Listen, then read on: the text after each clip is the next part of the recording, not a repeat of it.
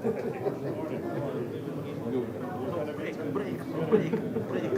2 cents. I wasn't going to do this either, but I had 2 cents. I wanted to I'd rather use the small word. Entire.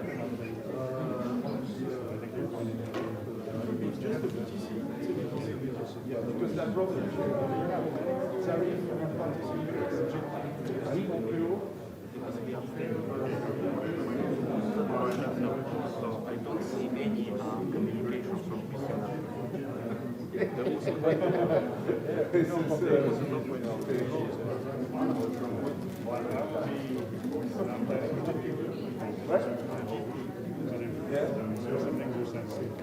last time when we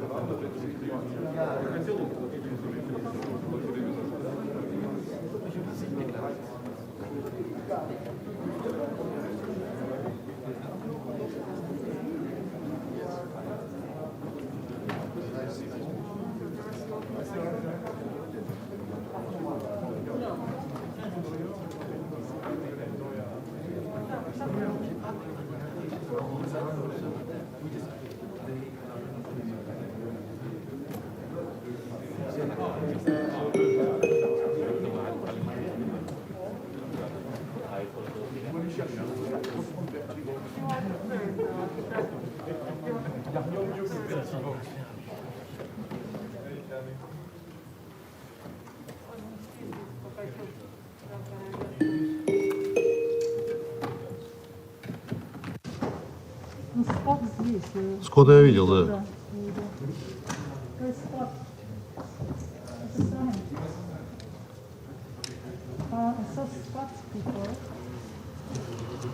Скотта найти? Да, Ну, подождем, сейчас появится. Бегает, опрашивает всех бедолагов. Сейчас.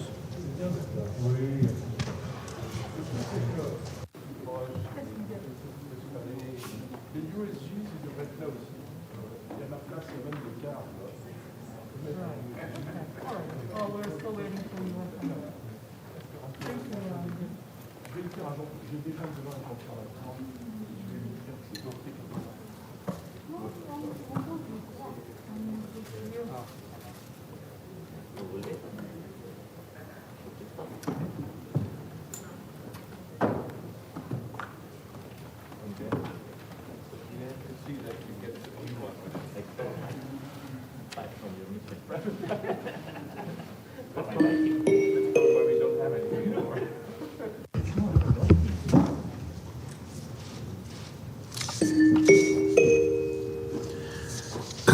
Добрый.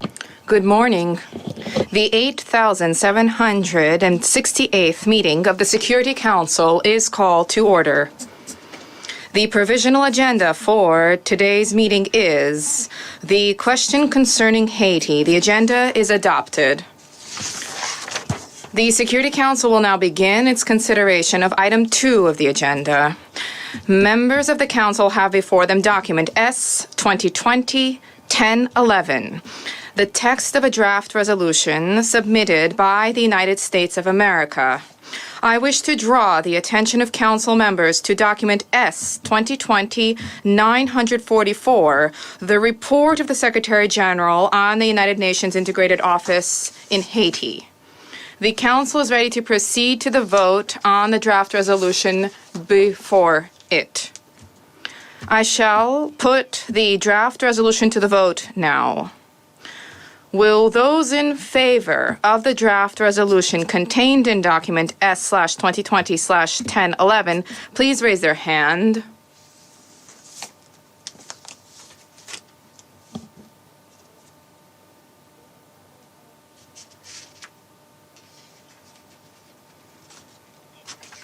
Against? Those abstaining?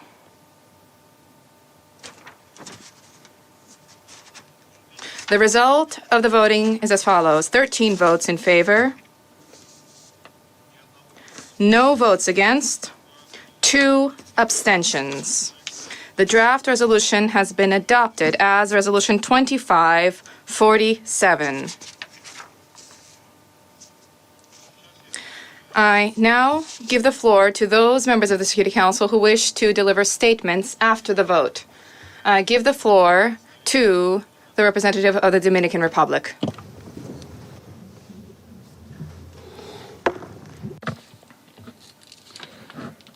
At the outset, we would like to express our appreciation to the United States for drafting the text of this resolution. Mr. President, a year ago in this same chamber, we pronounced ourselves on the various crises that at the time were being experienced by Haiti and the possible implications that they would have if we established a special political mission in a country that was facing serious political, economic, and social conflicts and a situation of violence with more and more victims among the civilian population of Haiti. Today, a year after the establishment of the United Nations mission in Haiti, we're seeing a persistent, complex crisis that continues to be multidimensional and that has been deeply exacerbated by a huge spike in violence and the impact of the COVID-19 pandemic, a crisis that has worsened further than the already precarious situation and is now including human rights violations, rampant impunity, and a severe food crisis that has affected almost half of Haiti's population. In the last week, aware of the difficult situation, we participated in the negotiation process of the new mandate for BNU, and it was our hope that we would have a more extensive, cross-cutting and inclusive conversation to come up with a more multidimensional and robust mandate, including at least the strengthening of protection for human rights and accountability in Haiti. A mandate which also would be geared towards combating impunity and providing reparation for victims and curbing the persistent violence perpetrated by gangs controlling the streets, and who have been assaulting people and displacing people and killing productive people and eminent persons. Unfortunately, the talks did not lead to these changes that we had wanted, and may create hamper efforts to create a more stable environment in Haiti that is more conducive to development. With the adoption of this resolution, our understanding is that this council is missing a huge opportunity to bring more international community support to the people of Haiti, who are the poorest in the Western Hemisphere. This would have enabled us to lock in the gains that were made by the peace mission that had previously operated in Haiti and avoid any worsening of the crisis, which could extend to other countries in the region. However, BNU continues to operate with the same mandate as last year, even though indicators are pointing to the fact that progress has been minimal. We are aware that BNU has striven to fulfill its mandate despite the limitations on it. It has sought to come up with a conducive environment so that Haitian society could overcome the paralysis in the organization of legislative elections and the lack of a consensus on a common political agenda that would enable them to extricate itself from Haiti, to extricate itself from impasse and come up with a new electoral cycle. However, notwithstanding this institutional situation, we need more support from the international community to enable it to activate development and renew hope. And it's for this reason that during the negotiations, the Dominican Republic took an active part, coming up with clear-cut proposals on the changes that we thought could strengthen BNU's mandate, and with a view to coming up with a stronger mandate with more capacity, and that would reflect the solidarity of the international community and would be focused on the most pressing challenges facing Haiti. We regret that we were unable to reach a consensus on this. The experience and the complexity of the current situation would prompt us to conclude that this mandate will continue to fall short of its objectives, especially if the Haitian society does not pool its efforts to ensure that this or any other mandate is successful. Nevertheless, given the critical situation in Haiti, we voted in favor of the resolution because our understanding is that, at the risk of seeming conformist, it is better to have a mission than none. It is our hope that at least the limited powers entrusted to the mission will mean that it will have enough resources and personnel. We reiterate in closing that the Dominican Republic will continue with an open approach and continue our collaboration with the people and government of Haiti, a collaboration that characterizes our deep sense of solidarity with Haiti. Thank you. I thank the distinguished representative of the Dominican Republic and now give the floor to the distinguished representative of France.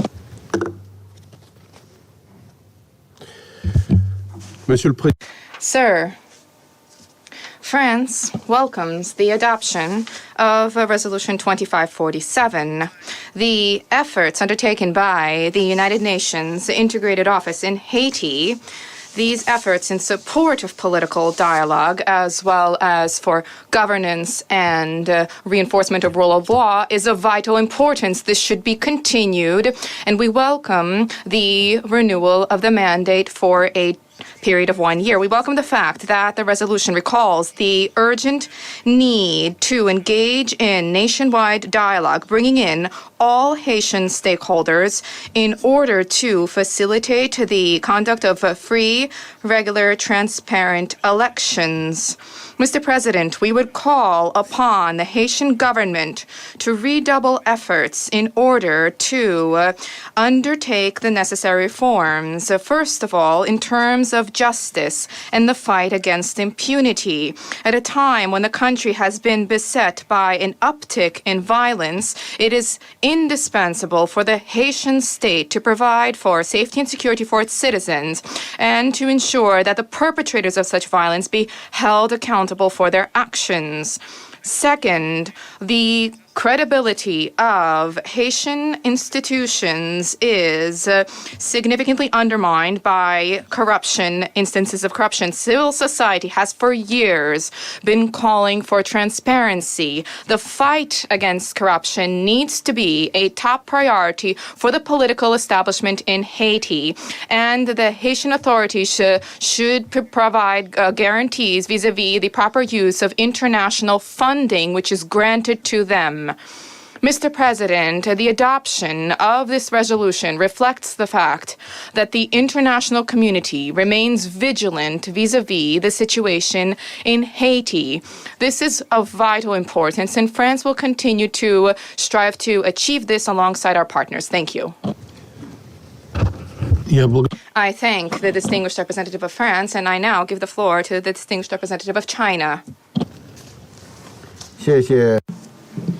Thank you, Mr. President. Mr. President, China abstained from voting on the draft resolution on the technical rollover of the mandate of the United Nations Integrated Office in Haiti, primarily for the following reasons. First, the draft resolution failed to respond to the dire situation prevailing in Haiti. According to the report of the Secretary General, Haiti is still mired in political deadlock, and the Haitian people are under the threat of deteriorating security and worsening livelihoods. The political, economic, and social crisis in Haiti, far from being ameliorated, has shown signs of worsening. Various parties unanimously expressed concern over the situation in Haiti during the Council's discussions on the 5th of October. The Council, in adopting a mere technical rollover resolution, has failed to demonstrate the importance it attaches to the current grim situation in Haiti. It has not satisfied the concerns of the countries in the region. It has failed to send a strong message, and therefore not lived up to its own responsibilities. Second, the draft resolution failed to embrace China's constructive views and the consensus of all parties. China has taken an active part in the consultations on the draft and put forward constructive and highly consensual amendments. With popular support, embodying such ideas as promoting human rights protection, reducing violence and protecting civilians, implementing good governance and combating corruption, and conducting a fair, transparent, free, and credible presidential election. Regrettably, the penholder turned a deaf ear to these constructive suggestions, and China's legitimate concerns and the consensus among all parties were therefore not fully reflected in the draft. To achieve stability and development in Haiti, ultimately, Haiti can only rely on itself. We urge the Haitian government and the various factions in Haiti alike to stick to the people-centered approach, put aside the differences, enhance mutual trust, and reach a political solution through inclusive dialogue and extensive consultation. It is hoped that BNU will make greater efforts and achieve bigger progress in pushing for dialogue between the government and the opposition in Haiti, stepping up political mediation and promoting peace through development. On its part, China stands ready to work with the members of the Council to continue to support BNU in implementing its mandate and play a positive role in promoting stability and development in Haiti. Thank you, Mr. President. I thank the distinguished representative of China and now give the floor to the distinguished representative of the United States. Thank you, Mr. President. The United States will continue to stand by Haiti and to support the vital work of BNU.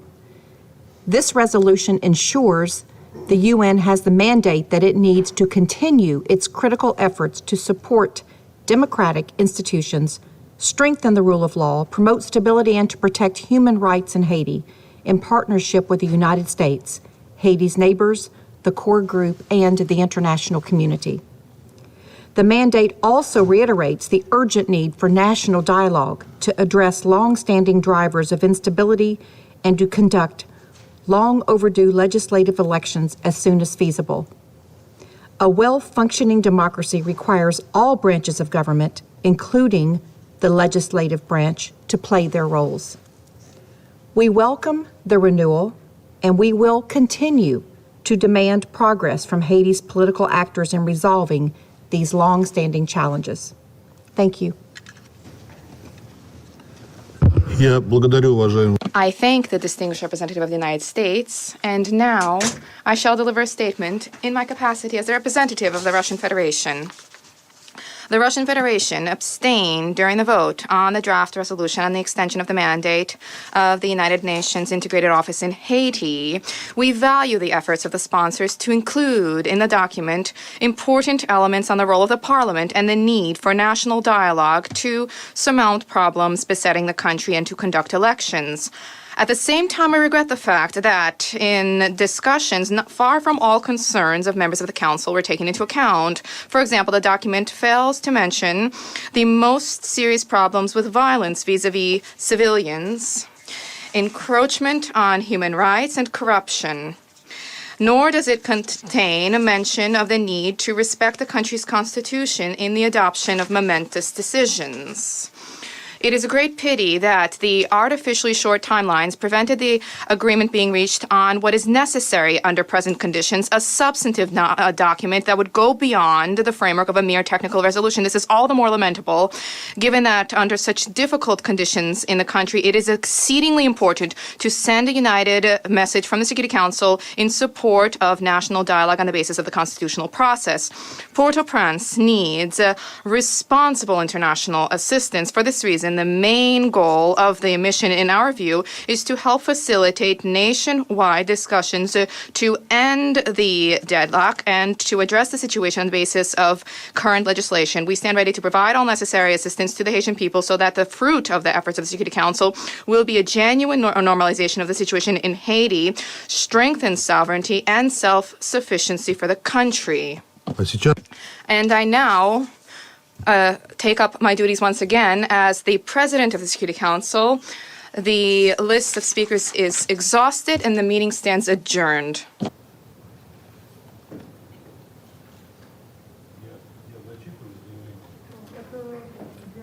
Это очень длинно, длинновато, и много всего.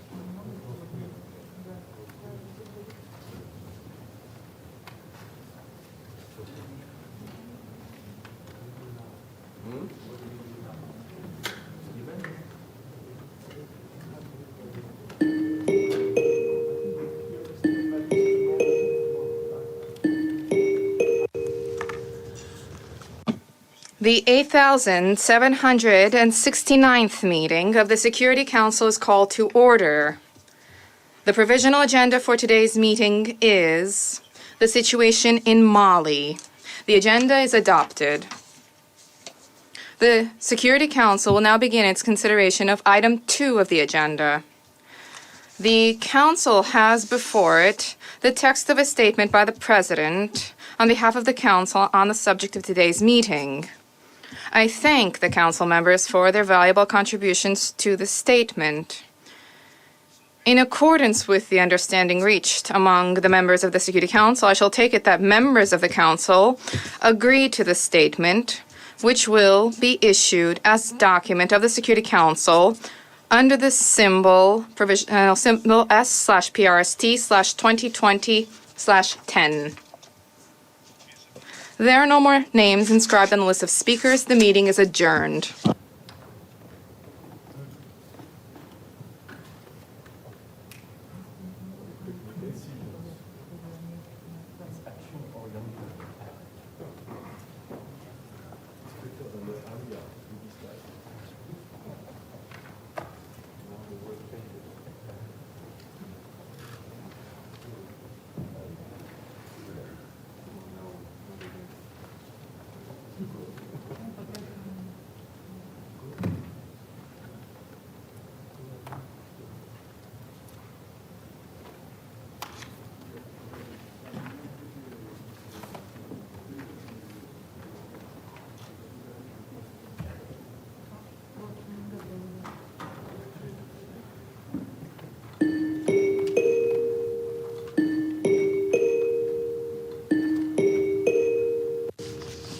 The 8,770th meeting of the Security Council is called to order.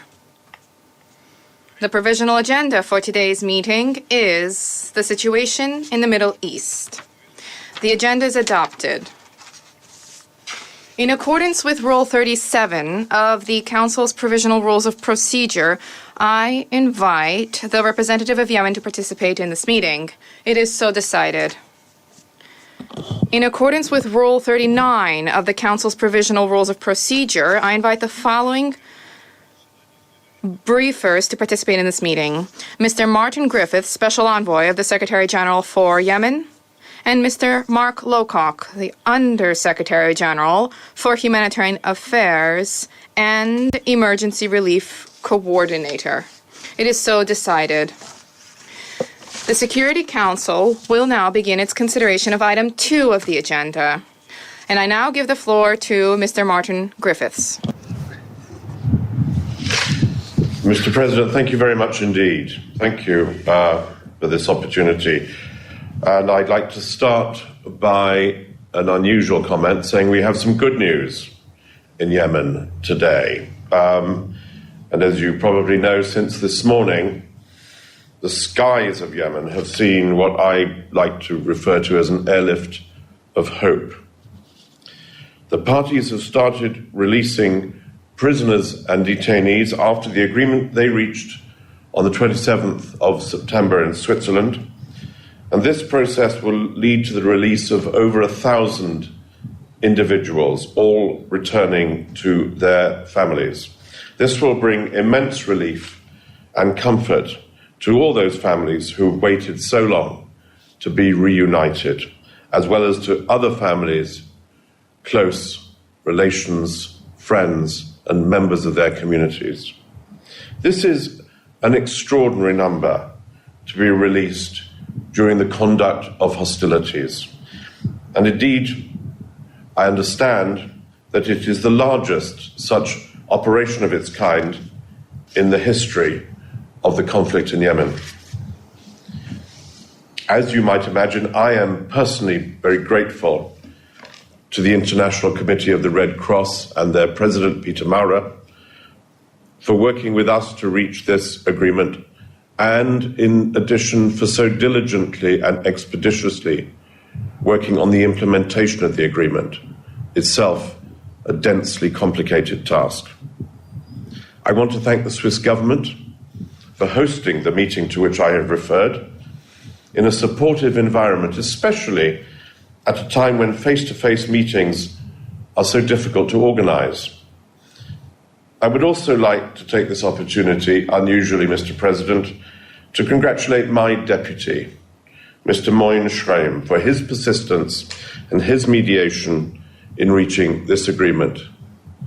I'm very grateful to him, and we all are in our mission. More importantly, perhaps, I commend the parties. And we know that their respective leaderships stepped up to the plate and made the commitments necessarily to send their delegations to Switzerland for the talks, and during the period of the negotiation to negotiate constructively, successfully, at length, day and night, to reach the agreement for these 1,000 plus individuals.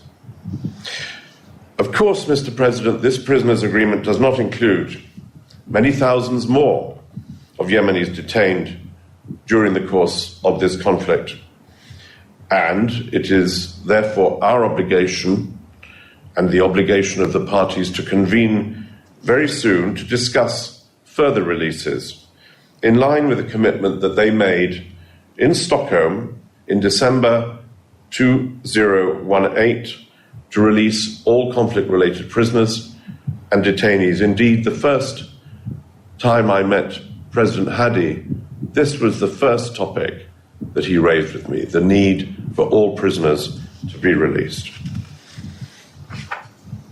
I also would like to reiterate my call to the parties to unconditionally and immediately release all arbitrarily detained civilians, including journalists and political prisoners. I pay here, Mr. President, tribute to the Yemeni activists, actors, civil society organizations that have determinedly and continuously and many times successfully, in situations of peril, advocated for the release of civilians and for uncovering the fates of the forcibly disappeared. We hope, of course, that the implementation of this agreement will build confidence and indeed momentum by demonstrating a simple truth: that peaceful dialogue, negotiation between the parties can deliver the road back to peace. Mr. President, I'd also like to take note today of the return of injured Yemenis to Sana'a yesterday, who had gone to Oman for medical treatment around the time of the Stockholm talks in 2018. This is very good news for those who are finally returning home. Mr. President, my office continues to negotiate the agreement between the parties on a joint declaration. Both parties remain engaged in those negotiations, but they have yet to agree a final text. And I'd like to say that I'm neither surprised nor indeed, frankly, discouraged by this. We're in fact asking a lot from the parties. I have just returned from a visit to Riyadh myself and had very useful and extensive meetings with the governor of Yemen, of course, and President Hadi, as well as the leadership of the Arab coalition. Now, I'm not surprised, I'm not discouraged. We are asking a lot. The joint declaration is an ambitious set of agreements, as President Hadi pointed out to me, which covers, as you know, a nationwide ceasefire, economic and humanitarian measures, and the resumption of the political process, perhaps the most important of the three. So I do understand the reasons why the parties take their time to cross that crucial line. Negotiations have been conducted, after all, in the midst of a global pandemic. We started in March, as you will remember, Mr. President, as a result of the Secretary General's call for a global ceasefire and then his subsequent call for a ceasefire in Yemen. The midst of a global pandemic and lockdown, and while the war raged perhaps even more ferociously across the battlefields of Yemen, the negotiations have been conducted solely through shuttle diplomacy. The mediator, myself, has become the negotiator. The meetings have been mostly virtual, due to, of course, COVID-19 restrictions, and the parties have not yet met face-to-face to discuss the joint declaration. And we know now that virtual means may take us a long way, but they still do not replace the necessity of parties negotiating with each other to understand the commitments they will make to each other. This is what made the prisoner meeting of such importance, and I hope of such a precedent. Mr. President, the primary goal of this joint declaration is to end what I call the shooting war and to open the gateway to peace. Resuming this process, as I have just said, is an imperative and, frankly, an obligation to the people of Yemen. In Riyadh, yesterday, I met a group of Yemeni women, mostly from the south, who confirm again, as we always hear every time in meetings with civil society and women's groups, that enough is enough. This war has gone on years more than it needs to. So I can't stress enough through you and through this council the need for the parties to act with urgency to conclude the negotiation on this joint declaration. What we have learned from the Yemen conflict, and perhaps it is a general proposition, is that as time goes on in these internal conflicts, resolution becomes more difficult. Actors fragment and multiply. State institutions, of course, erode. The conflict becomes more entrenched and more the new normal. The war economy threatens the national economy, creating financial incentives for those who want to continue fighting. Interference from outside the country grows as opportunities present themselves. And in Yemen as elsewhere, the longer the conflict goes on, it's not only the suffering of the people that continues, but also it makes it harder to reverse the circumstances that they live in. Mr. President, on the military front, the intensity of the fighting in Marib, we have often discussed the campaign in Marib, has decreased in the last days. This is important. But the situation remains volatile, and I reiterate my call for the attack on Marib to cease completely, of course, and immediately. Allow me, sir, to also express my concern about the situation in Hodeidah. While my colleagues in the UN mission for the Hodeidah Agreement continue their efforts to reactivate the Redeployment and Coordination Committee and those joint mechanisms contained in that resolution to implement the Hodeidah Agreement, the military situation in the city and the governorate has recently deteriorated significantly since my last briefing. And during the first week of October, clashes in the south of Hodeidah, particularly in the Al-Durehmi and Haiz districts, developed into some of the most intense fighting since the signing of the Stockholm Agreement in December 2018. And we understand that this caused many, many civilian casualties as well, of course, as those of combatants.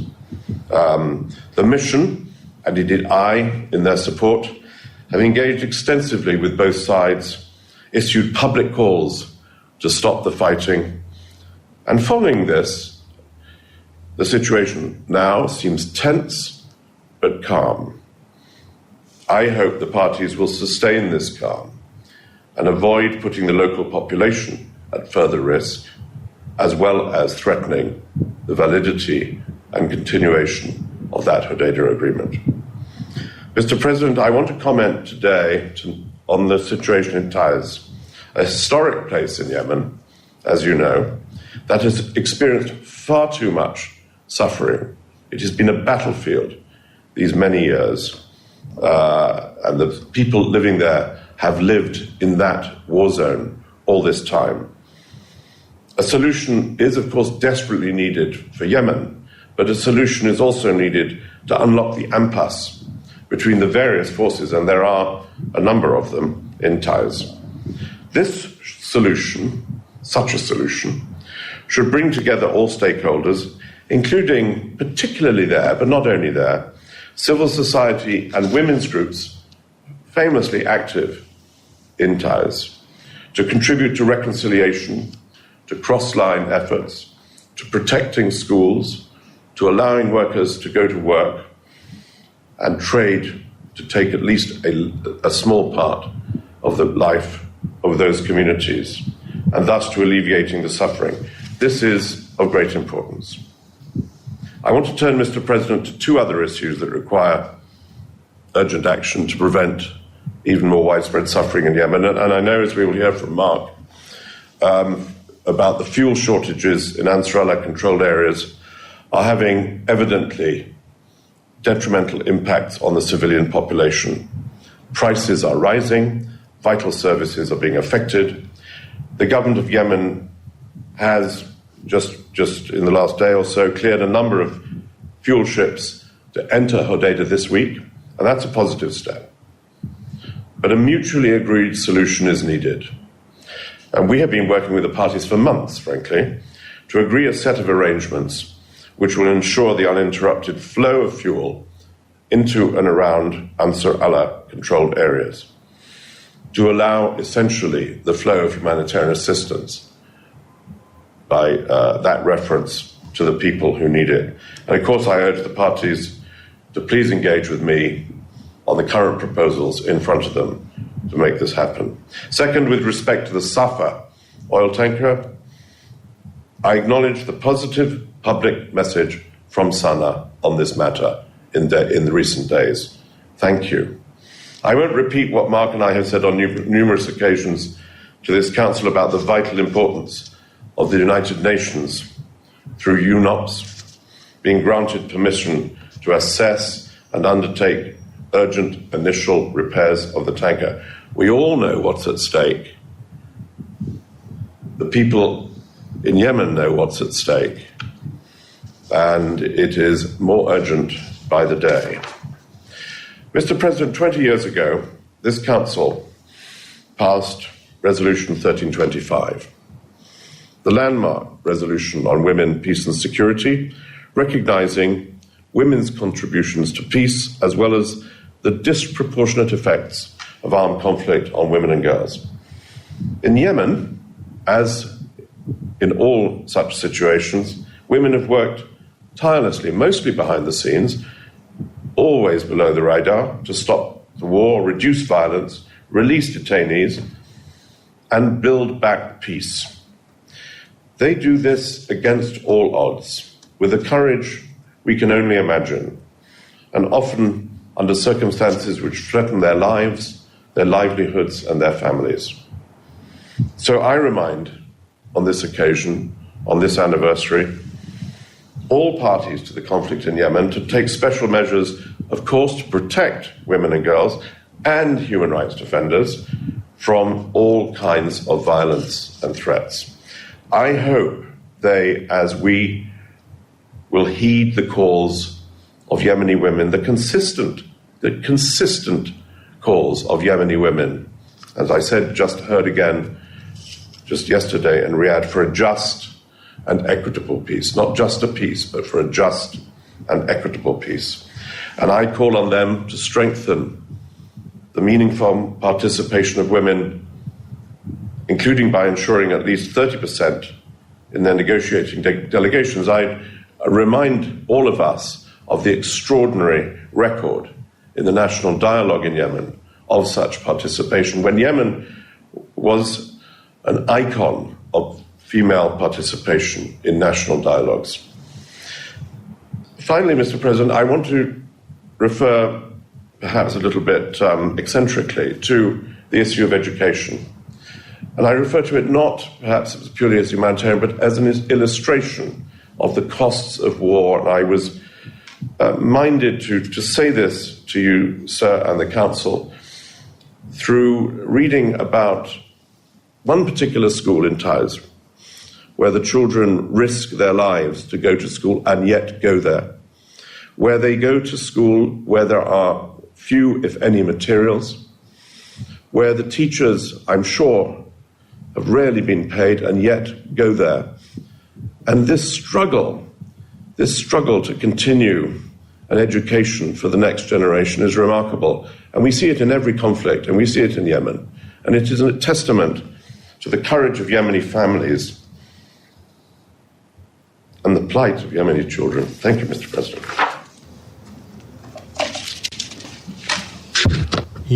I thank Mr.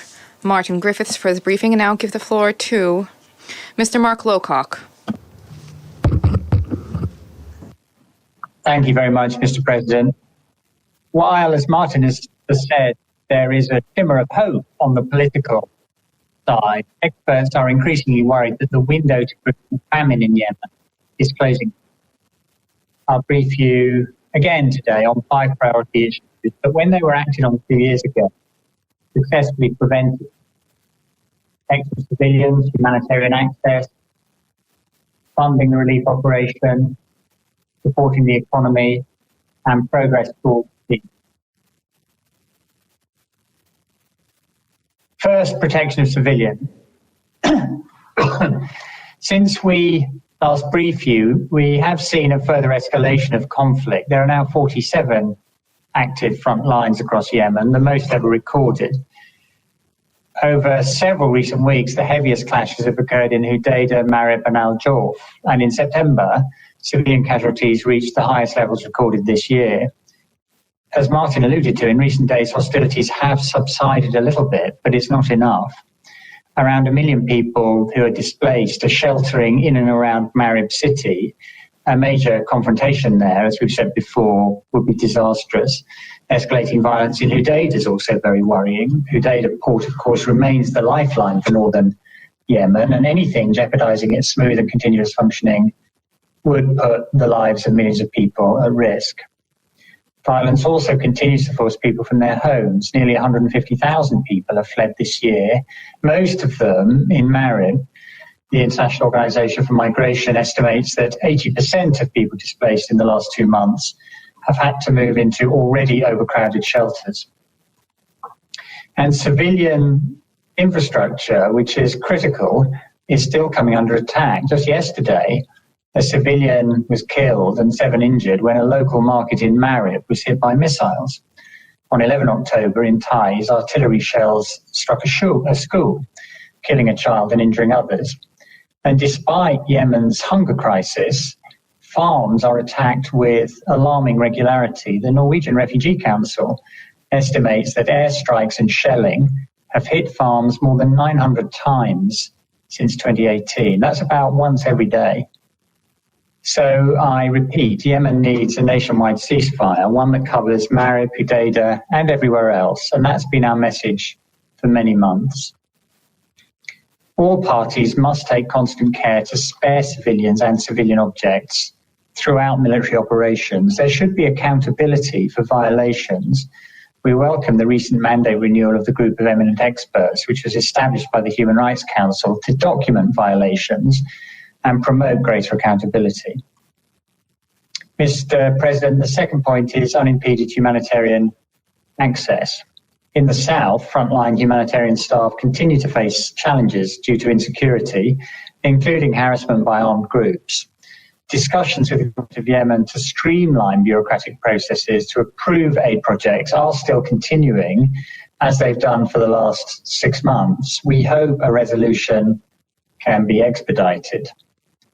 In the north, agencies are grappling with more severe access challenges, mainly the result of restrictions imposed by the Ansar Allah authorities.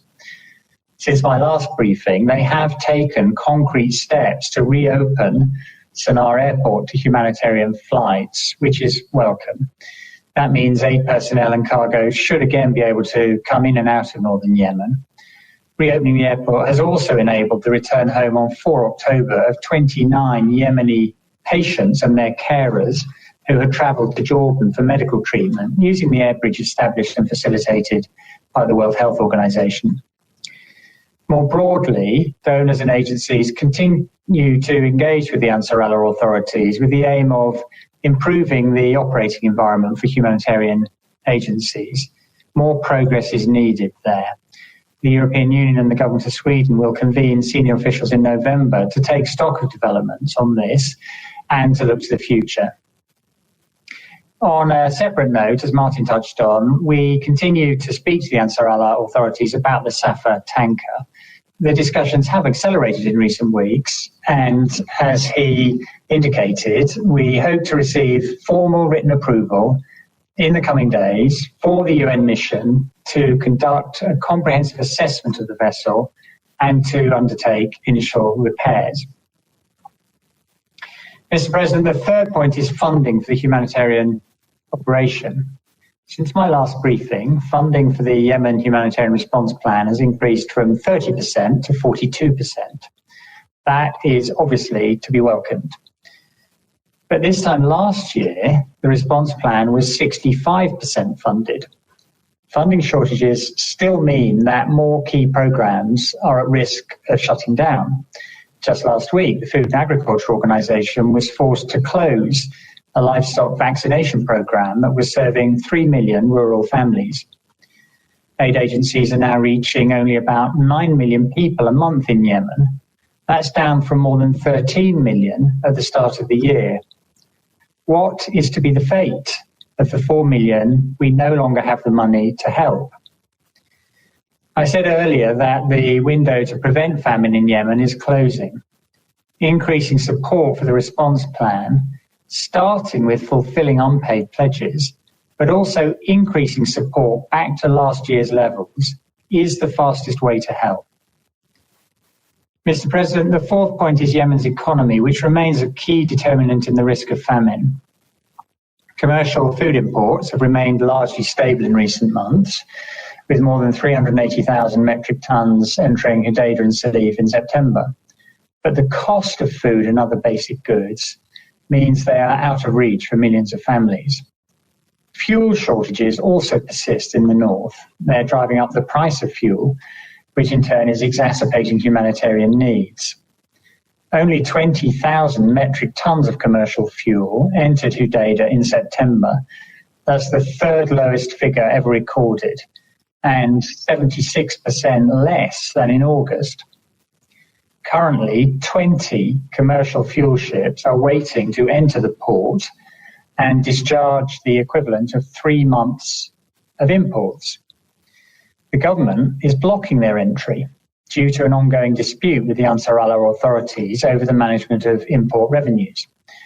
The government has periodically cleared vessels to enter Hodeidah on an exceptional basis, including a number this month, as Martin said. But this modest and temporary exception to the fuel blockade does little to solve the problem. So I reiterate Martin's request just now for the parties to work urgently with his team to find a solution. Fuel is essential to provide life-saving assistance to millions of people in need. I turn now to the exchange rate. In September, the Yemeni rial reached an all-time low, trading in the south at 850 to the dollar. That means fewer people can afford food and other essential goods, nearly all of which have to be imported. Yemen needs regular foreign exchange injections to help stabilize the rial, to subsidize commercial imports, and to pay salaries. That worked in the past, and it can work again. The economic support we saw in 2018 was critical to the famine prevention effort. Given current conditions in Yemen, I am not convinced that humanitarian agencies, even were they to have more funding, can prevent famine now if there's no accompanying support for the economy. Mr. President, my final point is progress towards peace. The crisis urgently needs a political solution. That's what would help move the country back from the edge of famine. Indeed, food security data show clearly that the worst hunger is concentrated in areas affected by the conflict. You've just heard Martin summarise developments on the political track, and your support on this and on the other issues I've raised has, I think, never been more important. Thank you very much. I thank Mark Lowcock for his briefing, and I now give the floor to those members of the Security Council who wish to deliver statements. I give the floor to the distinguished representative of the United Kingdom. Thank you, Mr. President, and let me thank Under-Secretary General Lowcock for his briefing, as well as Special Envoy Martin Griffiths. Mr. President, it's not often that we start Yemen discussions with reasons to hope. So let me begin by welcoming the prisoner release news. The first flights happened today, following the agreement on the 27th of September by the parties to release 1,081 prisoners. And I want particularly to applaud the efforts of the International Committee for the Red Cross in this regard. It's not just about this specific confidence-building measure. Today's news also demonstrates that dialogue can lead to positive outcomes. That momentum now needs to be carried into the political tracks. The parties must agree urgently to the United Nations Joint Declaration. On the Riyadh Agreement, I welcome the Kingdom of Saudi Arabia's leadership to achieve a resolution and urge the parties to form a government rapidly. I want to echo what Martin Griffiths said about the importance in this anniversary month of Resolution 1325 of the inclusion of women in political processes, including in Yemen. Now, I want to also welcome Martin Griffiths' assessment that the violence in Marib has decreased recently, whilst echoing his call for it to stop completely. It has passed into its 6th month and has caused untold cost in the lives of many Yemenis, young and old, men and women. And the fighting that has now opened up in Hodeidah is not only in clear breach of the Hodeidah Agreement, but it is needless, and it will only lead to further instability in a country which is staring down the barrel of disease and famine. So I want to call today for renewed and urgent engagement with UNMAR and the UN Special Envoy in order to reach a ceasefire. And I stress that the Yemeni parties, which means the government of Yemen just as much as it means the Houthis, should cooperate with the Special Envoy to agree to his joint declaration proposals as soon as possible. I want to reiterate the United Kingdom's full confidence in the UN-led process and in UNSC Griffiths. Mr. President, on the 22nd of September, the spokesman of the Iranian Armed Forces, General Shakachi, admitted that Iran had provided technical assistance and training to the Houthis. This represents an apparent breach of the arms embargo. This is deeply concerning and reaffirms our concerns about destabilizing Iranian activity in Yemen and the wider region. We call on Iran to cease such activity, which risks escalating the conflict, and to support a political solution to the conflict in Yemen. Mr. President, we must prevent Yemen tipping into famine. We welcome the recent positive steps by some donors to provide humanitarian funding, including new commitments from the United States, Kuwait, and some EU member states, as well as seeing Saudi Arabia sign agreements with UN agencies. The United Kingdom itself recently announced over $65 million in additional funding, taking us to over $250 million for this year and building on $300 million last year. Funding levels remain alarmingly low at 42%, however, with less than half the level of funding from this time last year. Meanwhile, severe access constraints, some in the south but mainly in Houthi areas, continue to prevent the delivery of life-saving assistance. This is recklessly driving up the risk of famine. As of the 27th of September, 94 NGO projects with a cumulative budget of $218 million remained unimplemented, largely due to Houthi restrictions. All barriers, wherever they are in the country, to humanitarian access must immediately be removed. And the Houthis must give the United Nations and NGOs the permissions they need to operate and save lives across the north. Mark Lowcock welcomed the reopening of Sana'a Airport for humanitarian cases, and I want to agree with him and say that it is essential that Sana'a Airport and Hodeidah Port are kept open and that both parties come to an immediate agreement on fuel imports, as Martin Griffiths laid out. If we're to avoid famine, it's essential as well that the Central Bank of Yemen is swiftly provided with external financial assistance so it has sufficient hard currency to sustain food imports and stabilize prices. Food affordability rather than availability seems to be the main driver of hunger at present. The exchange rate in the south has reached its lowest level since the conflict began, and food security is rapidly deteriorating. The proportion of people unable to find sufficient amounts of food increased from 28% in May to 43% in August. The government of Yemen has a critical role to play here too. They urgently need to develop a credible and transparent economic plan that reassures donors of their ability to implement economic reform.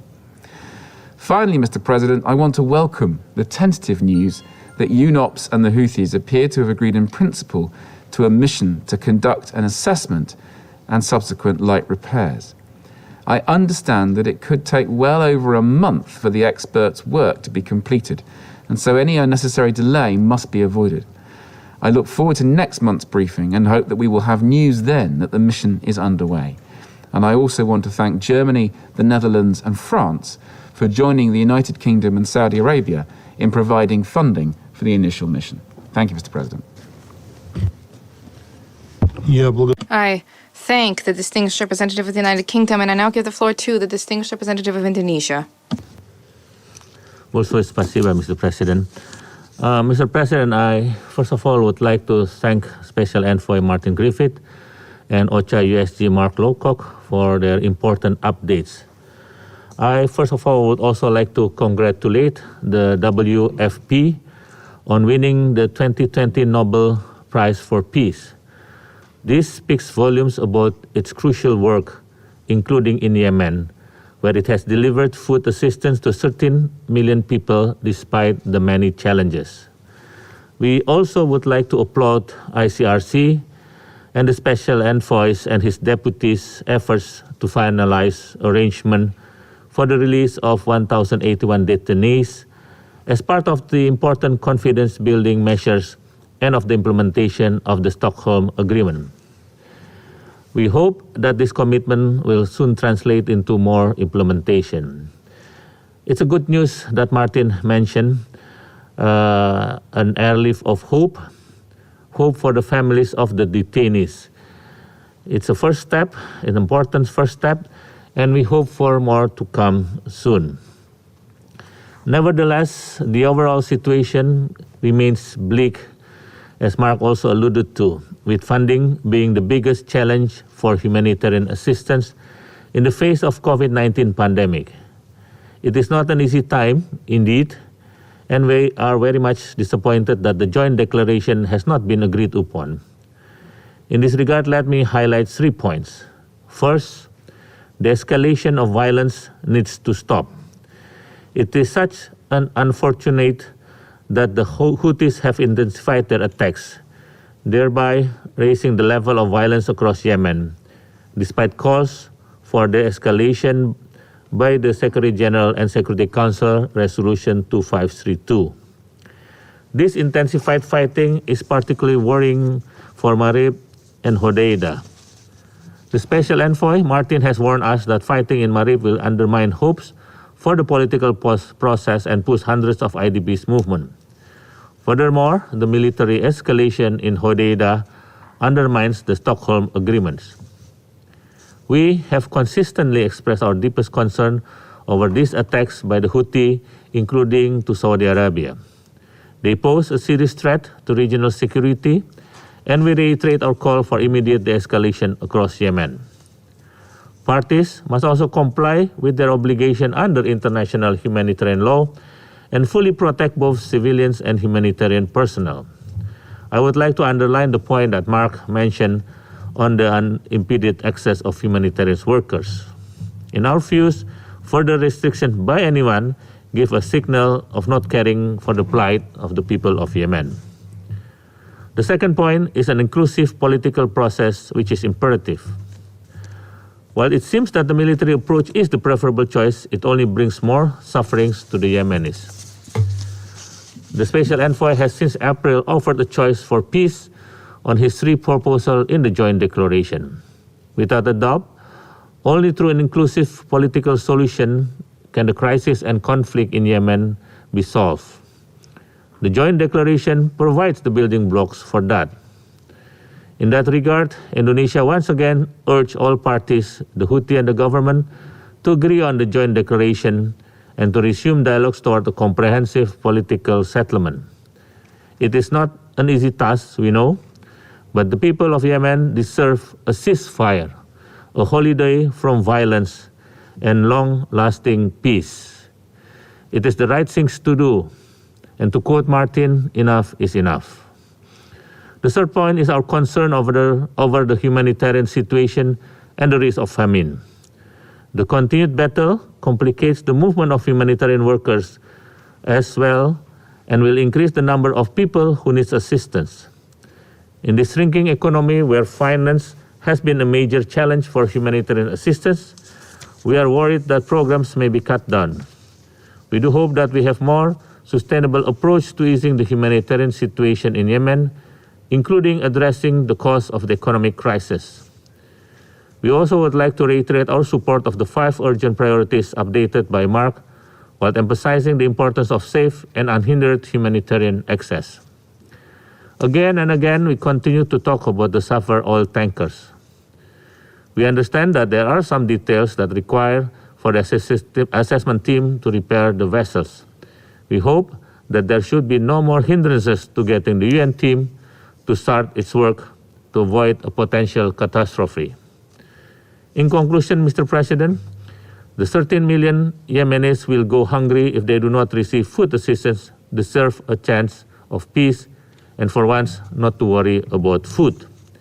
We hope there will be an immediate cessation of hostilities and that the parties would start finding a sustainable solution to solve the crisis in their countries.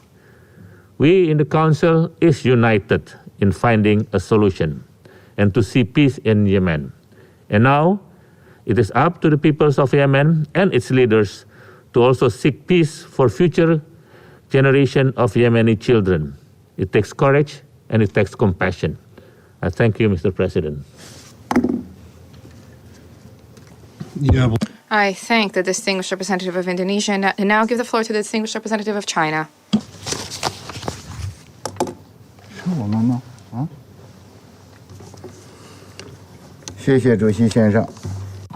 Thank you, Mr. President. Mr. President, I wish to thank Special Envoy Griffith and the Undersecretary General Lowcock for their briefings. In the past 2 years, the situation in Yemen has seen twists and turns. The international community and the parties in Yemen have made a lot of efforts to find a political solution to the Yemeni issue. With the adoption of the Stockholm Agreement and the Riyadh Agreement, some progress has been achieved. Meanwhile, we have also noted that the relevant agreements have not been effectively implemented. Recently, conflict in many regions of Yemen have escalated, a severe lack of mutual trust among the parties and a political process in deadlock, combined with a worsening humanitarian crisis. China finds these deeply worrying. We hope that the parties in Yemen will have a greater sense of urgency and show political will to jointly promote a breakthrough in the peace process in Yemen. First is to achieve a ceasefire as soon as possible. In the general debate of the 75th session of the UN General Assembly, Secretary General Guterres reiterated the global ceasefire appeal, calling for a global ceasefire by the end of the year. China supports the Secretary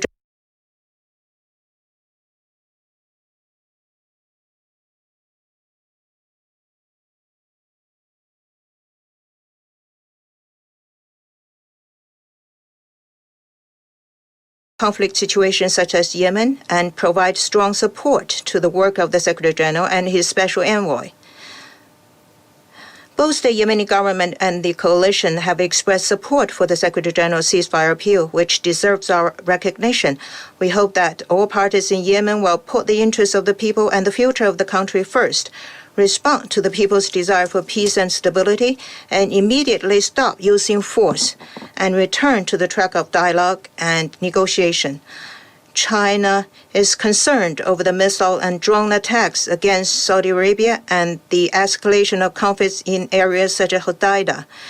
The UN mission to support the Hodeidah Agreement should implement its mandate to monitor the ceasefire in accordance with the requests of the Security Council resolution.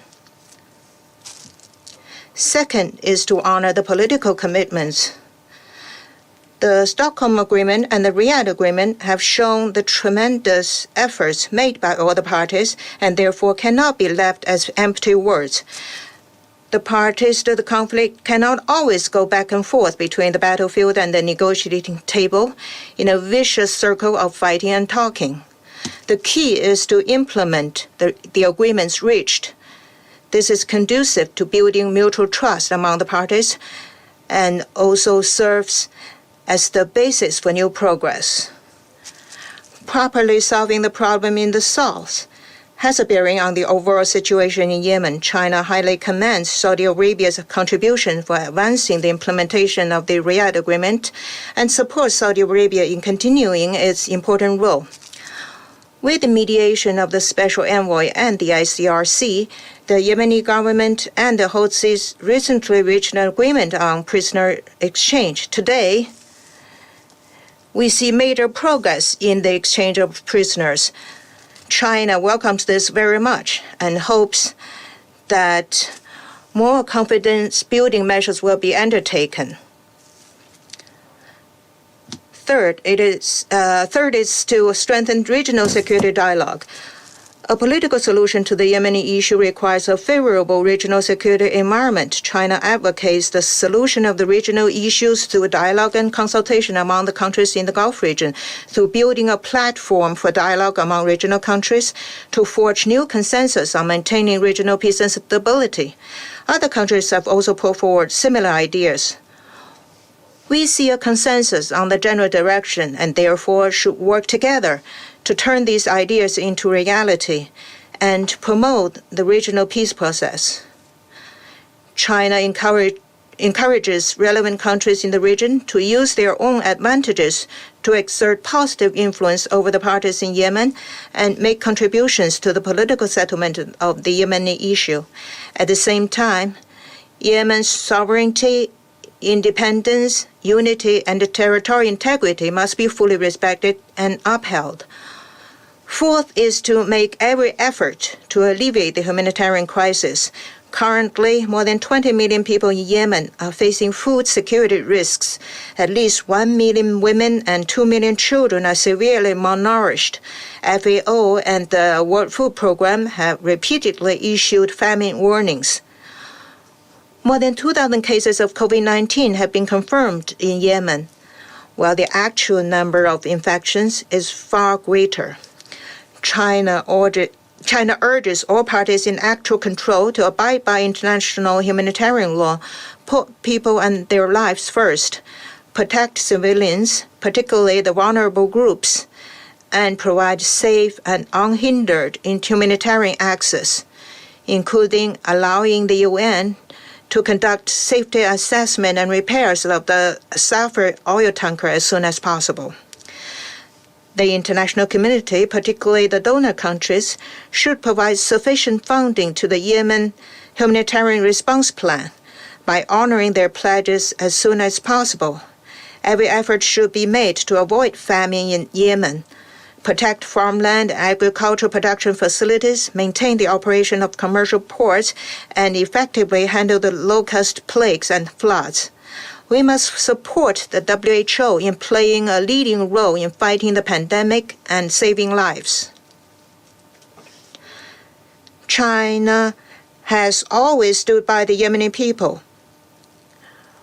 We have provided several batches of food aid to Yemen, covering most of its provinces. Since the outbreak of COVID-19, we have donated several batches of supplies for pandemic response to the government and people of Yemen and have proactively shared our experience in fighting the pandemic. In the future, we will continue to provide rice and medical equipment and other humanitarian assistance to the government and people of Yemen and work with the Gulf countries and the international community to contribute to alleviating the humanitarian crisis on the ground. Thank you, Mr. President. I thank the distinguished representative of China and to now give the floor to the distinguished representative of St. Vincent and the Grenadines. Thank you, Mr. President. We wish to express our gratitude to Mark and Martin for their updates and continued cooperation with this Council. We also commend their unwavering dedication to the people of Yemen and their efforts to find a lasting solution to the conflict. Mr. President, I begin by reiterating that St. Vincent and the Grenadines stands in solidarity with the people of Yemen, who have suffered and continue to suffer immeasurably. We underscore yet again that the only viable solution to the crisis is an inclusive Yemeni-led and Yemeni-owned political process. This cannot be overstated. We continue to see that attempts at a military solution are counterproductive and come at the expense of the Yemeni people. As Martin said in his briefing, much is being asked of the parties, but we need to ask a lot of them, because enough is enough. Let us put this protracted conflict into perspective. We need to truly grapple with the magnitude of its impact. The people of Yemen have been enduring this conflict for far too long. And while no one within Yemen has been left unscathed by it, we know that the children of Yemen have been and will continue to be most affected. The children of Yemen will suffer psychologically and to an unfathomable extent even after the conflict finally comes to an end. Too many children of Yemen go to sleep hungry as the country suffers an unprecedented humanitarian crisis. Too many children of Yemen have been deprived of their education. some of whom can sooner describe the sound of a gun, pangs of hunger, and of grief, than they can spell, read, or write their own name. Too many children of Yemen have never known peace. Too many Yemeni children have only ever known war. Let us allow this to sink in. These are the children for whom we are meant to guarantee peace and security. Yet, under our watch, schools continue to be attacked, children continue to be maimed, children continue to be killed. There continue to be reports of sexual assault and humanitarian access denied. Far too many children, if they survive, will be forever scarred. We are failing them, and this can never be justified. It is time to heed the call of Yemeni women. We recognize that the world is overwhelmed by the coronavirus and its consequences, but the people of Yemen are fighting on too many fronts, all at once. They are our brothers, they are our sisters, and their children are our children, all of whom continue to cry out for our help. On their behalf today, I make a plea to the international community to do better, to do more, before it is too late. I implore the actors within Yemen to work with the Special Envoy in good faith to resume negotiations. We do welcome the additional funding that has been pledged and encourage all donors to disburse funds as soon as possible. We regard the recent prisoner exchange agreement and advancements made towards it as a huge breakthrough in the political process and a much-needed confidence-building measure. We appreciate the unstinting efforts of the Special Envoy Martin Griffith and his team, as well as the work of OCHA, UNMA, and all other organizations operating to bring relief to the people of Yemen. However, before closing, we must also reiterate our continued concern for the lack of concrete progress on the Safer oil tanker. This is an issue that must be resolved as soon as possible if we are to avoid a humanitarian and environmental catastrophe in Yemen and the wider region. Thank you. I thank the distinguished representative of St. Vincent and the Grenadines, and now give the floor to the distinguished representative of France. Mr. President, I wish to thank the Special Envoy, Martin Griffiths, and the Undersecretary General, Mark Lowcock, for their briefings. The war in Yemen must be brought to an end, and this we have repeated. The only solution is a political solution. We would urge the parties to the conflict to revive discussions in coordination with a special envoy to whom France once again extends its full and entire support. The parties are called upon to reach agreement on the draft declaration as proposed by the special envoy. The parties are also called upon to promptly seek a comprehensive political solution whilst enabling the meaningful participation of women in this process. The prisoner exchange agreement was arrived at in Montreux in late September. This is an important step forward. Now this agreement needs to be fully implemented, and we welcome the initial flights that have been observed today. Other confidence-building measures should promptly follow suit. In the north, we emphatically condemn the Houthi offensive against Marib and the Houthi attacks against Saudi soil.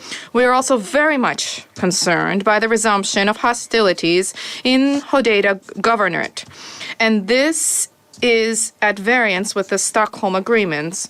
Pursuit of a military solution is a dead end. It will lead to nowhere. This will merely exacerbate the suffering of the Yemeni people. Hence, the Security Council reiterates its clear call for a ceasefire in line with Resolution 2532. In the south, the Riyadh Agreement should fully and effectively be enacted. This inter alia should result in the prompt establishment of a new government, a government including representatives from the south of Yemen. The Yemeni parties should demonstrate a spirit of compromise during this essential step. The humanitarian situation continues to deteriorate. Food insecurity is worsening. The COVID-19 pandemic is spreading, but there is also the measles and polio epidemics. It is incumbent upon us to pool efforts and to do everything possible to tackle these growing humanitarian needs. To that end, there's a vital need for all parties to guarantee humanitarian access to all persons in need. Civilian protection, including the protection of humanitarian and medical personnel, as well as the protection of civilian infrastructure, should also remain a top priority.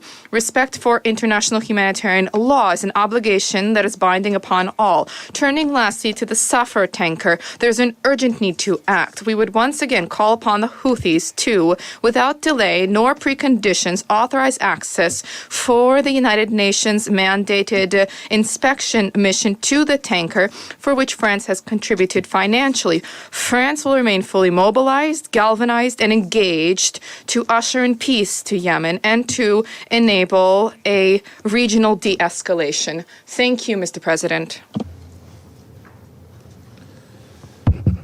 I thank the distinguished representative of France and now give the floor to the distinguished representative of the Dominican Republic. Thank you very much, Mr. President. We'd like also to thank Messrs. Griffiths and Mark Lowcock for their briefings. Just a few weeks ago, we enthusiastically welcomed news of a prisoner swap agreement between the government of Yemen and the Houthis. We're pleased that we're beginning to see the results of this agreement today. Our hopes were also kindled with news that the situation in the south of Yemen could begin to stabilize through the reactivation of the Riyadh Agreement. Regrettably, in recent days, hostilities in the provinces of Al-Jawf and Marib have been on the increase, and the situation at the port of Hodeidah poses a serious threat to the Stockholm Agreement, as well as to the efforts by our special envoy to have the parties endorse the joint declaration. It bears noting that 70% of imports into Yemen transit through this port, and that fighting in the vicinity of the port further impedes humanitarian assistance operations. We condemn this increase in hostilities and stress once again that only a political solution to the conflict can sustain peace. Based on information from the Civilian Impact Monitoring Project, the number of civilian victims in Yemen in September was the highest since November, with 67 people killed and 123 wounded. I'd like to turn now to the most recent report from the group of eminent experts on Yemen. Apart from the worrying data on illegal attacks against civilians, the report also includes evidence of the recruitment and use of children as soldiers. This is cause for grave concern. All parties to the conflict must comply with the rules of international humanitarian law, and they must also exercise their moral duty to put an immediate end to hostilities. Mr. President, we are extremely concerned at the imminent collapse of the economy. The drop in the Yemeni rial and the fuel crisis are such that the few Yemeni people with access to capital cannot purchase food, and the transport of people, supplies, and goods is now in even greater jeopardy. An injection of foreign currency, such as the one made in 2018, was critical in averting a catastrophic situation at the time. In addition to this, food insecurity is increasing each day. We're deeply concerned that several areas in Yemen are fast approaching conditions that amount to famine, and that additional factors such as the locust plague are increasing the complexity and gravity of the situation. What is most sad about this situation is that we do know how to solve this situation. It is a completely avoidable tragedy. International organizations have sounded the alarm. Aid groups know what they have to do. We're encouraged by reports that donor countries, especially regional partners, are rising to their responsibilities, and disbursements for Yemen are on the increase. In this vein, and I will close with this, we would like to encourage donor countries to continue to increase their support for mitigating this huge humanitarian crisis and to step up their ODA contributions for the countries hardest hit by the pandemic and its devastating consequences. We know that COVID-19 continues to spread uncontrolled in Yemen, and we once again call for the vaccine and other health technologies needed to tackle COVID-19 being provided on an equitable basis, and that assurances be given that it will be distributed to everyone on this planet. For this reason, the role of the World Health Organization and donor countries, as well as the private sector, is essential to achieving this goal in the spirit of cooperation, solidarity, and justice. Thank you very much, Mr. President. I thank the distinguished representative of the Dominican Republic and now give the floor to the distinguished representative of the United States. Thank you, Mr. President. Thank you also to our briefers for their insights. Martin, we appreciate your update on the prisoner release agreement. This is an important achievement made possible by your tireless efforts together with those of the International Committee of the Red Cross. We very much hope to hear more positive updates on the parties' implementation of these commitments in the coming days and weeks. Despite the promises the agreement holds, I am deeply concerned that progress on the political front is stalled because of the Houthis' failure to uphold their commitments. Their continued offensive on Marib demonstrates they are not interested in a political process and only want more years of war for the people of Yemen. Marib is home to many of the Yemen's internally displaced people and has become a refuge for Yemenis fleeing fighting throughout the war. The Houthis' assault on this refuge is deeply concerning, and we call on the Houthis to cease this action immediately. We are also extremely concerned about the recent intensified fighting in Hudaydah and offer our condolences for the lives lost. Only a political solution will bring stability, peace, and prosperity back to Yemen. Yet, sadly, the Houthis have been content throughout this conflict to lose tens of thousands of fighters on the battlefield. Of course, the Houthis are not doing it alone. Iran's continued exports of weapons to the Houthis in contravention of the arms embargo have been extensively documented, including by the Secretary General's most recent report on Resolution 2231. Iran's role in this conflict, which defies UN Security Council sanctions, is serving no other purpose than to worsen this humanitarian tragedy and prolong the suffering of millions. This horrible destabilization situation has persisted for years. If Council members truly seek a mediated settlement to this conflict, then they must join the United States and others in calling on Iran to cease all support for the Houthis immediately. As the world tries its best to end this war, Iran's provision of lethal aid and training to the Houthis is doing nothing but ensuring endless war. It must stop now.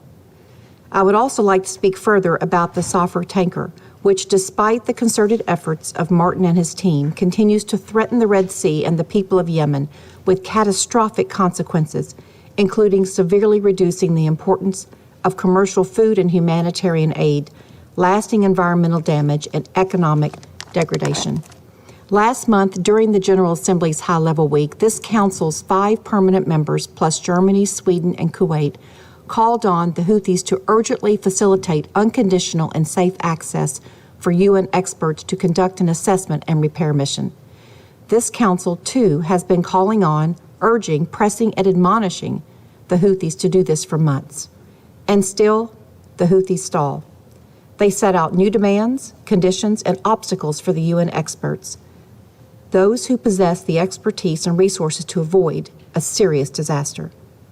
That the Houthis are willing to risk catastrophic for millions of Yemenis who rely so heavily on food, fuel, and other goods imported through the Red Sea ports to gain political leverage demonstrates the cynicism and heartlessness of the Houthis' leadership.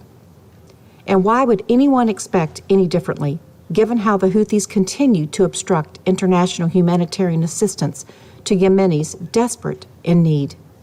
The Houthis' recent shutdown of Sana'a International Airport obstructed movement of life-saving humanitarian supplies and essential personnel that are required in the most densely populated areas of Yemen. These Houthi actions halted the import of 2.4 million doses of oral polio vaccine for their own areas, as well as more than 200 metric tons of COVID-19 related medical supplies. A temporary reopening of the airport is not a sustainable reprieve. We urge the Houthis to end their brinkmanship and reopen the airport to UN flights on a permanent basis. This Houthi obstruction is unconscionable, particularly as Yemenis face the additional threats of rising prices and food insecurity. We cannot and should not be silent in the face of such unprecedented intransience. With famine a realistic prospect in Yemen in the event of prolonged food import disruption, we encourage all donors to provide resources for ongoing and emerging needs now. All parties to the conflict, especially the Houthis, must enable actors to implement critical life-saving programs. I would also like to take a moment today to express our gratitude to our partners in Oman, Saudi Arabia, and the government of the Republic of Yemen, particularly the Sultan of Oman and the Crown Prince of Saudi Arabia, for helping the United States facilitate the release of 2 U.S. citizens in Yemen and the return of the remains of another U.S. citizen. The Trump administration has made bringing home Americans held hostage or wrongfully detained overseas a top priority, and we will never waver in our commitment to them and their families. I thank the countries who have joined the United States in supporting the World Food Program, as it plays a critical role in Yemen, providing 13 million people in the country with emergency food assistance and 1.1 million children and women with nutritional support. The World Food Program urgently needs assistance to continue its life-saving efforts. The U.S. provides 43% of the World Food Program's budget, and we are grateful for others stepping up. Finally, in my previous remarks before the Council, I called on the Houthis to immediately release wrongfully detained Yemeni citizen Levi Salam Musa Marhava. Levi's health continues to decline in detention, where he remains wrongfully detained despite a Houthis, quote, unquote, courts ordering his release in September 2019. We call on all Houthis to respect religious freedom, stop oppressing Yemen's Jewish population, and immediately release Mr. Marhavi. Thank you, Mr. President. I thank the distinguished representative of the United States and now give the floor to the distinguished representative of Vietnam. I would like to thank Mr. Martin Griffith, Special Envoy of the United Nations Secretary General for Yemen, and Mr. Mark Lowcock, United Nations USG for Humanitarian Affairs and Emergency Relief Coordinator, for their briefings. I welcome the representative of Yemen to the meeting. Mr. President, we are encouraged by the news that the good news that Mr. Griffith said in the beginnings on the release of over 1,000 individuals. This is a very important step in facilitating the implementation of the Stockholm Agreement. We, however, still grave concerns about the escalation of hostility in recent days in Yemen, where a number of people have been killed, including women and children. We condemn the attacks and join other members in expressing our deepest condolences to the families of the fallen ones. We support Mr. Griffith's statement on October 8 in this regard. Furthermore, the significant increase of $450 million in financial contribution from donors is a positive signal. However, we are concerned by the report that the current budget is inadequate for the operation of the United Nations humanitarian work in the closing months of 2020. Mr. President, the economic crisis, prolonged conflicts, food insecurity, and others and other matters have caused dire impacts on the humanitarian situation in Yemen. Moreover, the oil from the safer tanker reported to be leaked into the Red Sea constitutes an alarming threat to the Yemen and the Gulf regions. It is therefore important to immediately grant the United Nations technical team to access to the tanker for assessment and repairments. Mr. President, again, that backdrop allow me to highlight some following points. First, we urge all concerned parties in Yemen to heed the call for ceasefire. It is very imperative that all parties must immediately put an end to military activity in the country with a view to ceasing disproportionate civilian suffering, facilitating humanitarian assistance, and resuming peace talks. We cannot emphasize enough that there is no military solution to the situation in Yemen. Council members and relevant parties should therefore support the efforts by the special envoys in working with the government of Yemen and the STC to reach a joint declaration comprised of a nationwide ceasefire across Yemen. Second, safe and unhindered access for humanitarian work in Yemen should be ensured. We also urge relevant parties to fulfill their obligation under international laws, including international humanitarian laws. At the same time, we call for further efforts from international community, the United Nations, and donors to find a way out for funding for Yemen. Again, the backdrop of the 2020 pledge contribution, it is necessary for the United Nations to work in advance with involved parties to begin planning for the donor conference for Yemen in 2021. Third, we urge all parties to fully uphold and implement the Stockholm Agreement and the Riyadh Agreement with the United Nations mediation. In this process, we reaffirm our support for Yemen's sovereignty, unity, independence, and territorial integrity. The meaningful participation of women in the political process should be also ensured and further promoted. In conclusion, we commend Special Envoy Martin Griffiths and the United Nations team for their tireless efforts and support their peace proposal for Yemen. I thank you, Madam President. I thank the distinguished representative of Vietnam for her statement, and I now give the floor to the distinguished representative of Germany. Yes, thank you very much, Madam Chair. It's very good to see you, Martin and Mark, on the screen. I just want to point to the fact that we have still one corona-free seat here, and would be great also if one of you, perhaps next time, are here in our circle. Martin, I want to echo what you said at the beginning and how you described it, that we are seeing this right now and witnessing this airlift of hope. And I can only echo what you said with regard to the relief and comfort that this brings to those in the planes, but also, of course, to their family and friends. I would like to thank you, your deputy, your team, and in particular the ICRC and President Mauro. It's incredible what the ICRC is doing there, but also on other places around the globe. As you said, Martin, we share your wish that on this airlift of hope we can now build confidence and momentum, that we actually embark on a road to peace and start with the agreement, the final agreement on the joint declaration, and end the shooting war, or as Mark Lowcock said, that we have a nationwide ceasefire. We and the parties owe this to the people. And I would like, again, as I did last time, commend you, Martin, for your constant meetings with civil society, with women. We have to involve them and we have to listen to them. And as Rhonda earlier repeated what civil society says, enough is enough.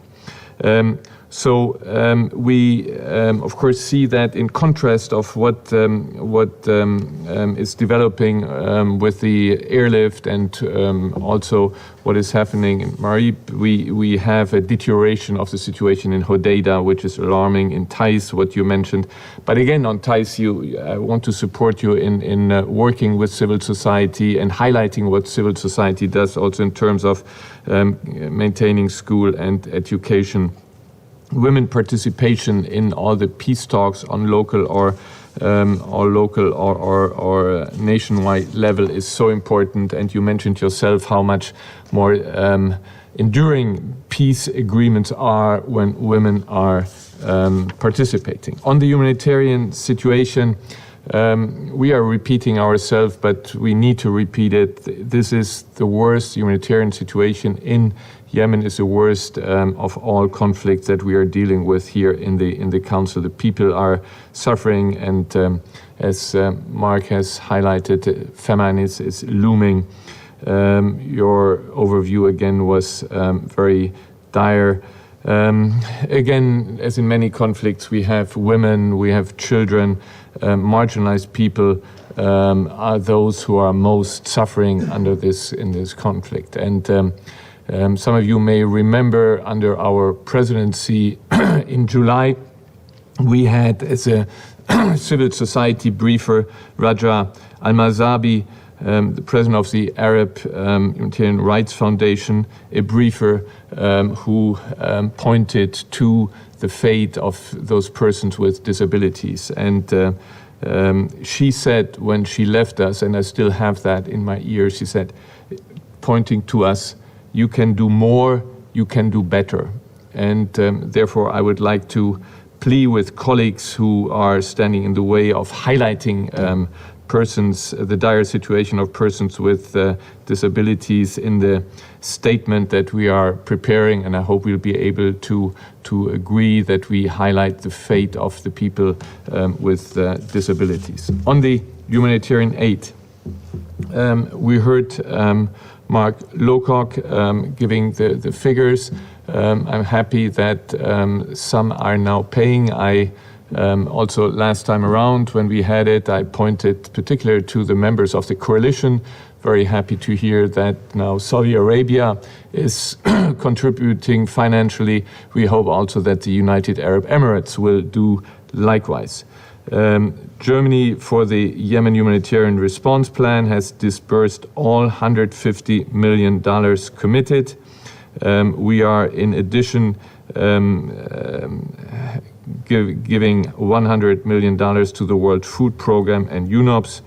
And Kelly, by the way, Germany is the second largest donor to the World Food Programme, which we believe does a wonderful job. And we all recall when David Beasley was briefing the Council also on the situation in Yemen.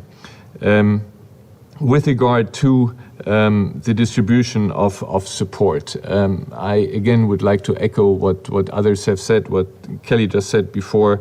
It's unacceptable what the Houthis are doing in blocking humanitarian aid, and you remember also when David Beasley was here also highlighting the diversion that the Houthis are doing with the humanitarian aid. But let me also point a bit the finger to the other side, and Mark mentioned that some humanitarian aid is not getting into Hodeida because the government of Yemen is blocking it because of some question about import duties. And I would like to plead here, and maybe the ambassador of Yemen can say something about this. You know, the Yemenites, all the Yemenites, they are all Yemenites, they are all, you are the government of all Yemenites, and please don't withhold humanitarian aid to all of your people. Thank you.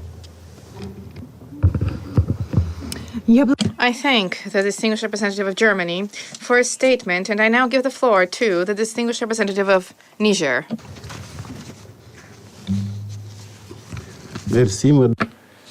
Thank you, Madam President. I would like to thank Martin Griffiths and Mark Lowcock for their detailed briefings, which, like each month, keep us up to date on the situation in Yemen. Madam President, Niger closely followed recent developments in the conflict in Yemen, and in particular, the agreement reached between the government and the Houthis on the 27th of September in Switzerland on an exchange of over 1,000 prisoners. In a protracted war such as the one in Yemen, and given the escalation we have seen over the recent months, this agreement, which Niger welcomes, comes as a glimmer of hope in this conflict. Through this agreement and the ensuing promises, the Yemeni partners have demonstrated a spirit of goodwill and compromise while giving us an encouraging sign of a return to the Stockholm Agreements. And despite, given this juncture in the conflict, we must do our utmost to maintain this positive momentum and to take advantage of all opportunities to silence the weapons and to bring the parties to peace. Only a commitment to a ceasefire will enable the parties to maintain the confidence between themselves, which is essential to prospects of relaunching peace talks. And here we wish to invite regional actors as well as members of the council with influence to bear on the parties to the conflict to spare no effort in getting them to honor their commitments under the Stockholm, Riyadh, and Geneva agreements, and to agree to support the efforts of the special envoy towards a joint declaration of a nationwide ceasefire, which will enable the people of Yemen to know peace, to reconcile, and to look to a future of progress again. Madam President, turning to the humanitarian situation, my delegation remains concerned at the lack of financing facing United Nations agencies in the framework of assistance programs to enable the survival of several million people in Yemen. This international assistance deficit is now forcing the United Nations to reduce its services in the care centers and even close some of them. We deplore the persistence of obstacles to the delivery of humanitarian assistance and continued fighting in several areas, including Hodeida, where most of the humanitarian assistance and goods transit. To avert a looming disaster, we call on the international community for more solidarity with the Yemeni people. In conclusion, my delegation would like to express its deep concerns at the situation of the Safer oil tanker, whose advanced state of disrepair and the delay in inspections and repairs pose an imminent risk of environmental disaster with incalculable consequences exposing Yemen and neighboring countries on the Red Sea. It is therefore urgent that we act to prevent the worst from happening and call on the Houthis to honor their commitments and deliver the necessary permits for United Nations teams to conduct the inspection of the tanker. Thank you. I thank the distinguished representative of Niger for his statement and now give the floor to the distinguished representative of Tunisia.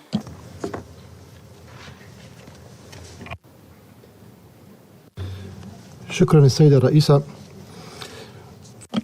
Thank you, Madam President. I wish to begin with words of gratitude to Mr. Martin Griffiths, Special Envoy of the Secretary General, as well as Undersecretary General Mr. Mark Lowcock for their important briefings on recent developments in Yemen.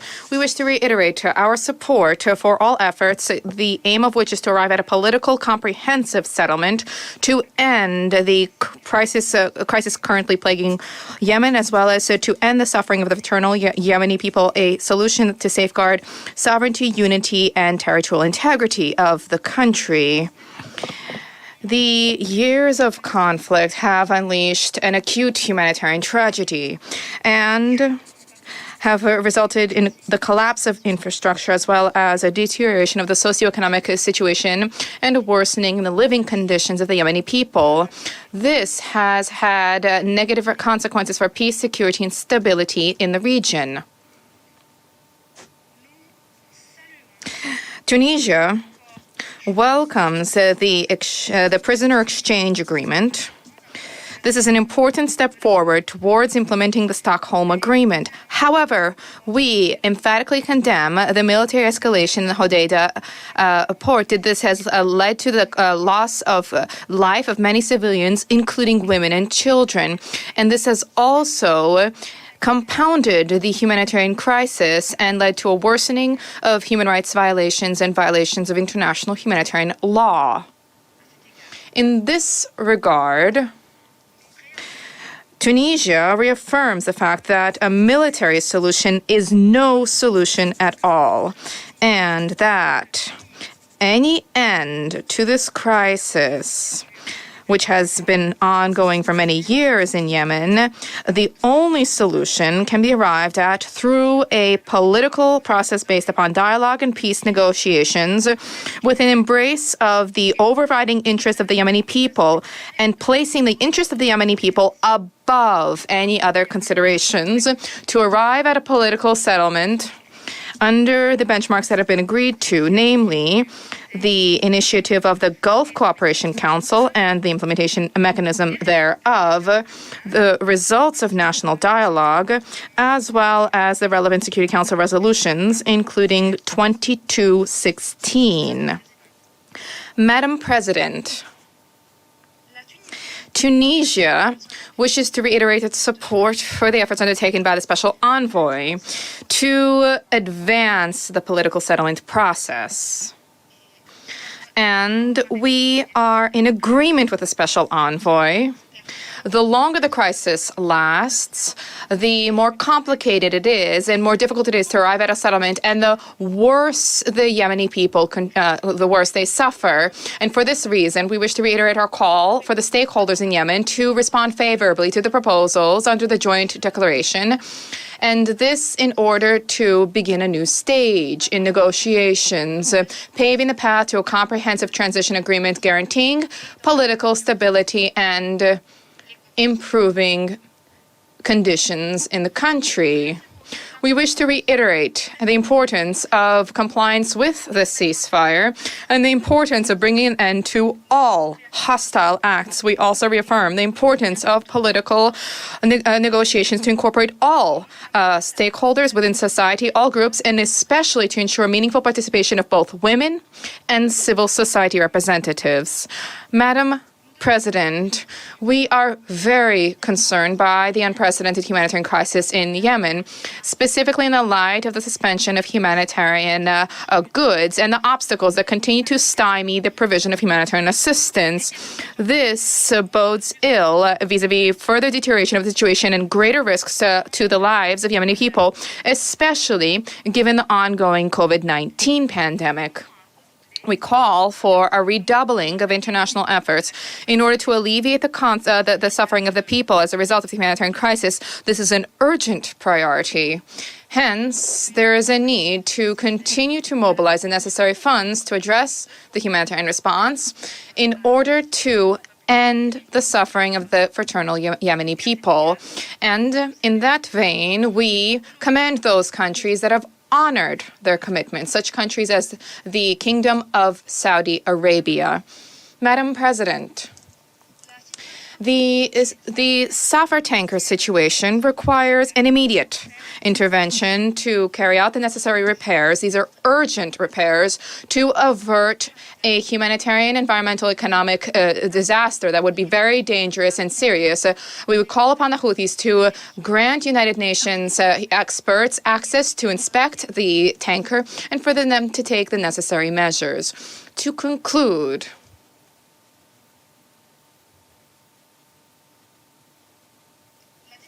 the delegation of Tunisia is of the view that this crisis has lasted for far too long. The Yemeni people have suffered for far too long, and this is intolerable. Enough is enough, as Mark said. And we also believe that the Security Council today is duty-bound to redouble its efforts behind the Special Envoy so as to ensure that all parties genuinely and meaningfully respect the choice of peace and negotiations. Thank you, Madam. I thank the distinguished representative of Tunisia for his statement, and I now give the floor to the distinguished representative of Estonia. Thank you, Madam President. I would like to thank Special Envoy Griffiths and Undersecretary General Lowcock for their briefings. The continuing violence in the Yemen conflict is deeply worrying. It results in a growing number of civilian casualties and the exacerbation of the humanitarian crisis. The military escalation in Marib is threatening hundreds of thousands of displaced people and puts the UN peace process at risk. The recent escalation in Hodeidah, which has caused a substantial number of civilian casualties, is another worrying setback and risks jeopardizing the peace efforts.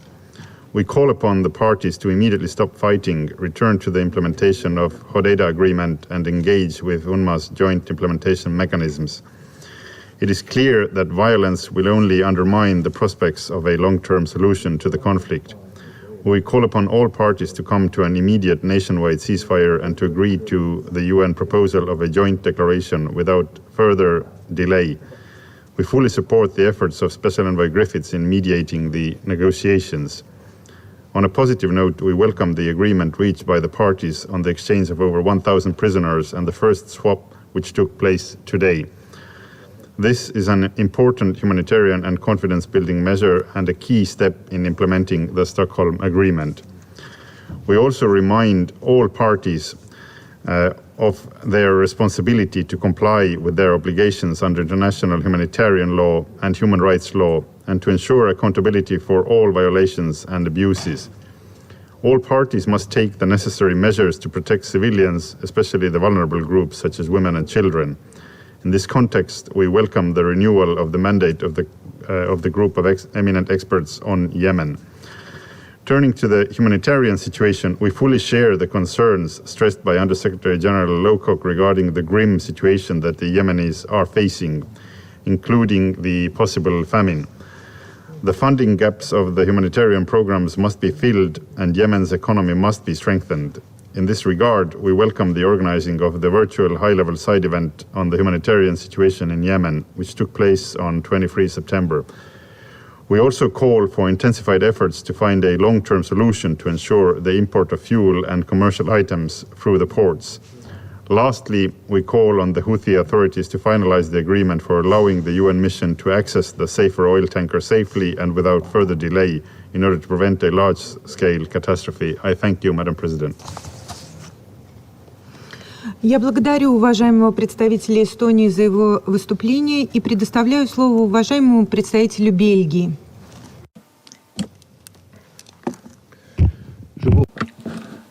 Thank you, Madam President. I also would like to thank Special Envoy Griffiths and Undersecretary General Lowcock for their relevant briefing and with respect to the courage of children and the situation facing women. I wanted to focus on three issues today: the uptick in violence in Hodeidah, the recent prisoner swap agreement, and the findings of the group of eminent experts, and especially the violence against children. Madam President, Belgium is very concerned at the recent escalation in violence in Hodeidah and the fighting underway in Marib.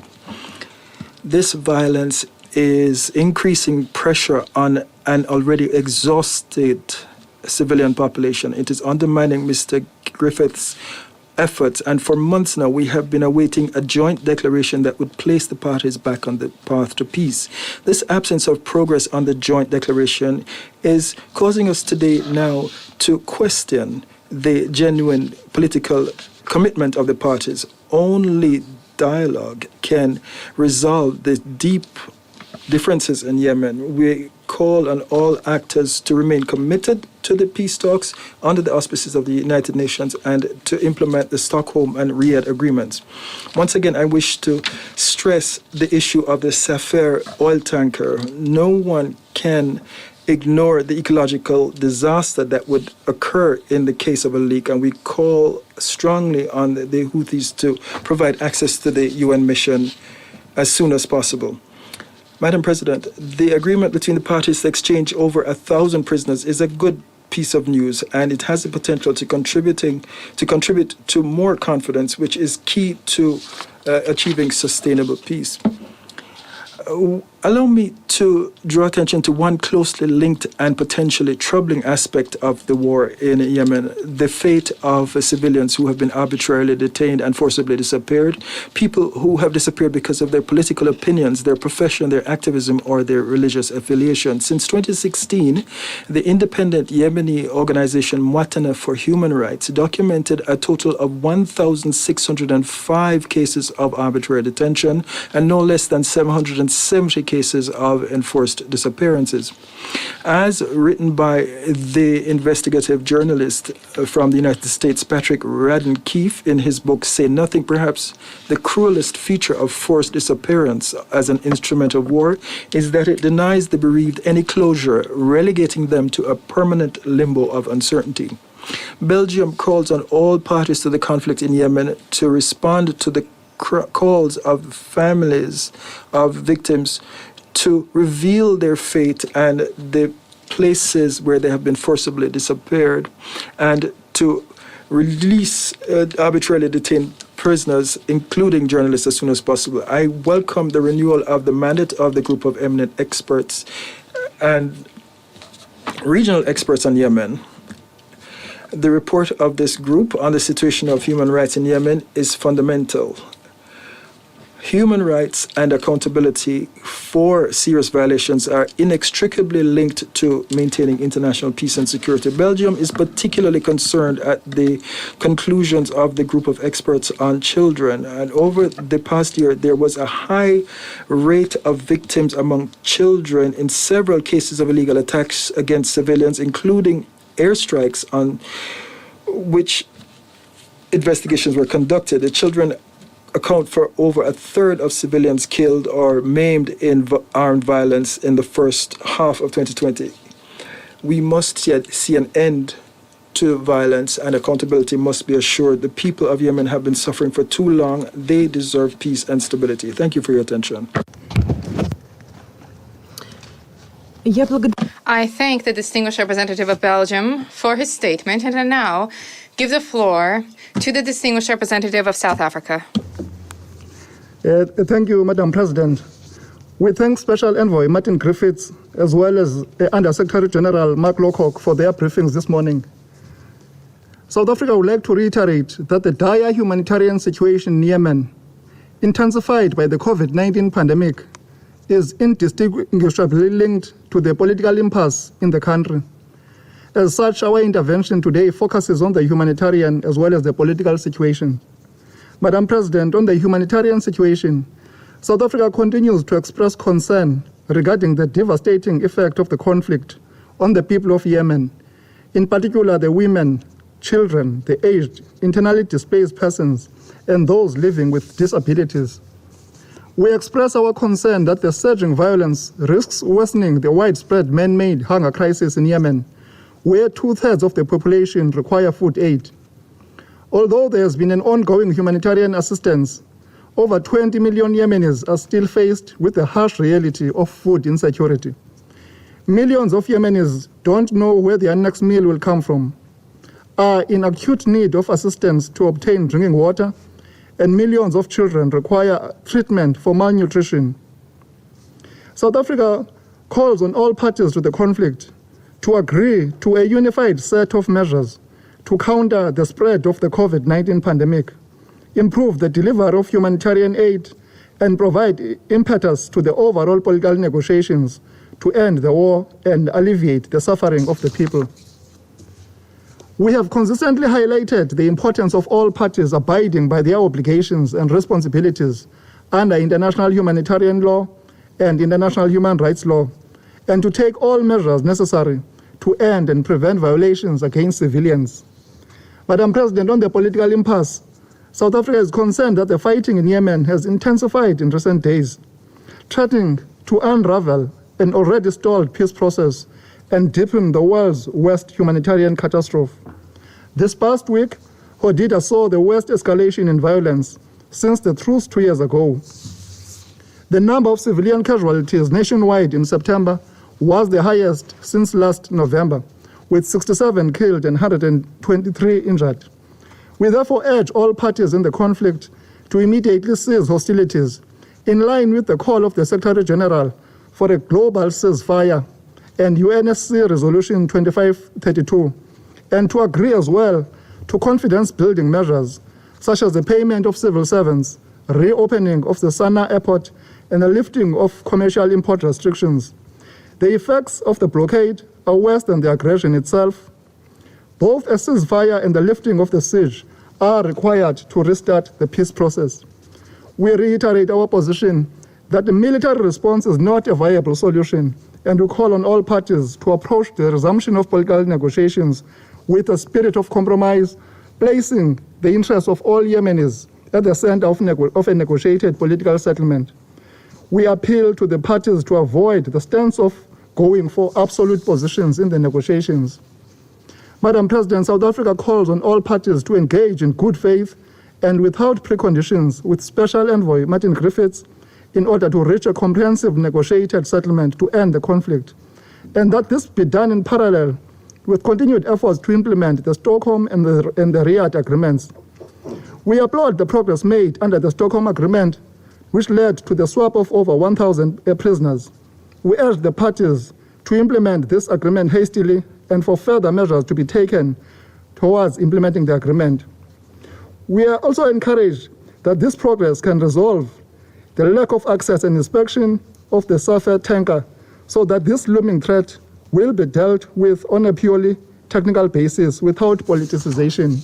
In conclusion, South Africa reiterates that the only solution to the conflict in Yemen would be an inclusive, Yemeni-led, Yemeni-owned political settlement that will deliver on the hopes of the people for a strong economic and political future. In this context, we call also for the full and meaningful participation of women in all aspects of an inclusive political process. I thank you. I thank the distinguished representative of South Africa for his statement, and I shall now deliver a statement in my capacity as the representative of the Russian Federation. We thank the Special Envoy, Mr. Martin Griffiths, and the Undersecretary General, Mr. Lowcock, for their overview of the political and humanitarian situation in Yemen. We are troubled by the fact that in many parts of Yemen, hostilities go on unabated, and these have resulted in the suffering first and foremost of civilians. The situation in the country continues to unravel, and it is generally acknowledged that today this constitutes the world's worst humanitarian crisis. Humanitarian problems and challenges have come to the forefront, requiring an urgent, immediate, and prompt response on behalf of the international community. At the same time, humanitarian assistance is being provided with interruptions. We are troubled by the fact that due to insufficient financing, UN programs for the provision of basic assistance are being suspended, and this includes programs for the provision of food, access to water, and medical services. We are very much troubled by the situation that has unfolded vis-a-vis health care. The necessary infrastructure has been almost entirely destroyed. There is an acute shortage of medicines and equipment. This has all been worsened by the coronavirus pandemic. The Russian Federation has been providing assistance to Yemen through United Nations structures. We urge donors, including those from the region, to step up the necessary support.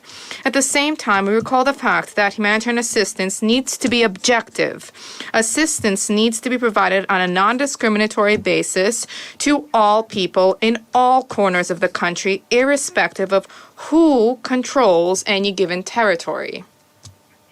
We consistently advocate ensuring that parties to the Yemeni conflict, as soon as possible, abandon violence and for them to tread the path to a political settlement to the disputes. We see no alternative to resolving problems through intra-Yemeni dialogue. We note with regret that the parties have yet to sign the joint declaration. We support the unstinting efforts of the Special Envoy, Mr. Griffiths. Amid these circumstances, Mr. Griffiths has steadfastly sought to establish discussions amongst the belligerents to end hostilities, to achieve the establishment of confidence-building measures, to tackle urgent humanitarian, socioeconomic, and political questions. We welcome the agreement on the exchange of prisoners and the beginning of implementation thereof, and we highly value the role of the International Committee of the Red Cross in this process. This fact shows that the parties are able to negotiate. We trust that this will enable them to build trust amongst themselves and to establish all-encompassing dialogue. Among those questions where progress can be achieved, there is a situation around the Safar tanker. We urge the stakeholders, including the United Nations Office for Project Services, to account for each other's interests and to operate in a constructive manner with a keen focus on achieving solutions that are acceptable to all. For our part, we will pursue contacts with all interested Yemeni and external parties. We will prompt them to seek compromise and support the efforts of both the United Nations and Mr. Griffiths personally. We will support the efforts of the United Nations mission in Hodeida. We trust that our Security Council colleagues and the entire international community will do likewise. To conclude, we wish to note the following.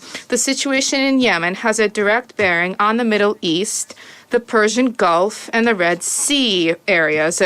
For the achievement of a regional de-escalation, we urge the international community to engage in constructive cooperation in pursuit of peace and stability throughout the Middle East, including on the basis of Security Council Resolution 598. What remains relevant is the Russian blueprint for collective security in the Persian Gulf area, which provides for an inclusive and collective approach to resolving problems. We object to attempts to pin blame for all of the developments in the region on one side alone. We reiterate our call for all stakeholders to begin comprehensive dialogue to create favorable conditions for cooperation. I thank you. I once again take up my duties as the President of the Security Council, and I now give the floor to the representative of Yemen.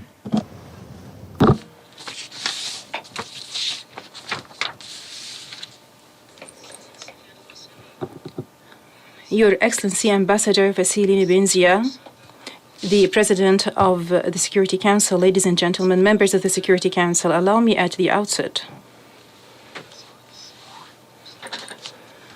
to extend my congratulations to His Excellency, the Ambassador of the Russian Federation for the presidency of the Security Council during this month, and we wish you all success.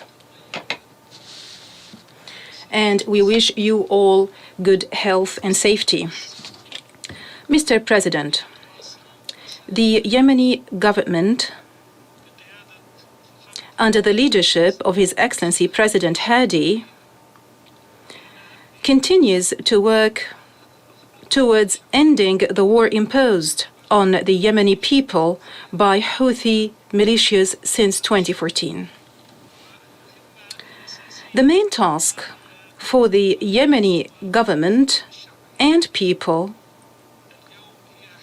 is the achievement of fair, lasting, and comprehensive peace based on the terms of reference of the political solution, notably the GCC initiative and its executive mechanisms, the outcomes of the Comprehensive National Dialogue and the Security Council relevant resolutions, notably Resolution 2216.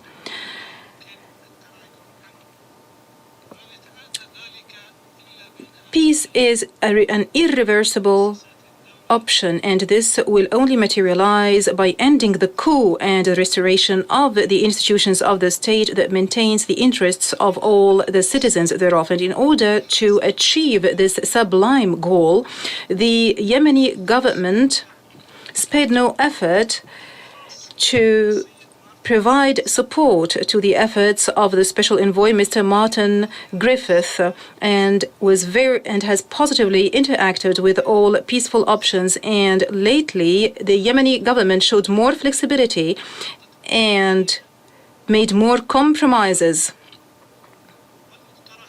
to positively respond to all calls and suggestions that aim for a comprehensive peace, including the draft joint declaration. However, unfortunately, the Houthis, like as always, they always come up with new conditions and preconditions. The Yemeni government welcomes the SG's call for ceasefire and has unilaterally upheld the same to give the efforts of Mr. Griffith an opportunity to reach a permanent and comprehensive ceasefire and to resume the political process. We have extended our hand and we showed all flexibility possible. We have made a lot of compromises as we wanted to salvage our war and disaster-ravaged country. This humanitarian and historical civilization, and our hands are still extended for peace. However, unfortunately, our hands are only met with the impertinence and intransigence and the rebellion by the Houthi militias against all agreements and understandings. Not to mention the obstacles and the intransigence and the insistence on subversion and taking advantage of the suffering of the Yemeni people and the blackmailing of the international community. All this have scaled up the suffering of the Yemeni people. The intransigence of the Houthi militias is evidenced by the absurdity whereby the economic file is conducted and the subversion of the national currency, not to mention the theft of civil servants' pays and the weaponization of humanitarian aid and the blackmailing of the international community and the military escalations in the densely populated cities. These militias do not believe in peace or dialogue. Why do we say that they do not believe in peace and dialogue? Because, by the way, we have experiences with these militias. There was a political process in Yemen. There was a transitionary period in Yemen in 2011. We had the GCC initiative and the executive mechanisms thereof. The Houthis took part in the comprehensive national dialogue, but however, unfortunately, they took advantage of this peaceful atmosphere for mobilization and for taking control of areas. Thus, they actually rebelled against all the outcomes of the national dialogue and the aspirations of the Yemeni people, and they took control of Sana'a. President Hadi and all the political components of the Yemeni society tried as much as possible to salvage the political process and the transitionary period and to save the Yemeni blood and to avert belligerence in Yemen. And as you all know, the partnership and peace agreement was signed, and the Houthis participated in the government. However, they controlled all institutions because they are armed. They never said farewell to arm, and then they controlled the government, and even they forced the president, and they put the president under house arrest. And they caused all the suffering of the Yemeni people today. The Houthi militias did not stop at these violations. They continue to ravage the social cohesion on some sectarian, ethnic, and abhorrent sectarian and ethnic basis. They disrupt the institutions of the state and they target the education sector. Mr. President, the Yemeni government upholds the Stockholm Agreement and has positively responded to all the calls and initiatives throughout the last 5 years to achieve peace and alleviate the suffering of the Yemeni people. However, the results and the outcomes on the ground since that agreement clearly show the indifference of the Houthis to the implementation of these agreements. They are even indifferent to the timelines and deadlines of this agreement to the point that it became insubstantive, and they continue to cause military escalation in El Drehmi district in El Hodeidah, and before that in Marib, Al Jawf, and Taz, and they continue to violate the ceasefire, and they use Hodeidah as a missile launching pad for missiles and drones against civilian districts. Not to mention the barbaric targeting by the Houthis of public and private economic institutions, not to mention the planting of mines and smuggling weapons, stealing human aid and port revenues. All this is but a transgression and flagrant approach of the Stockholm Agreement. Houthis have recently shelled one of the food industrial complexes in Al Hodeida city.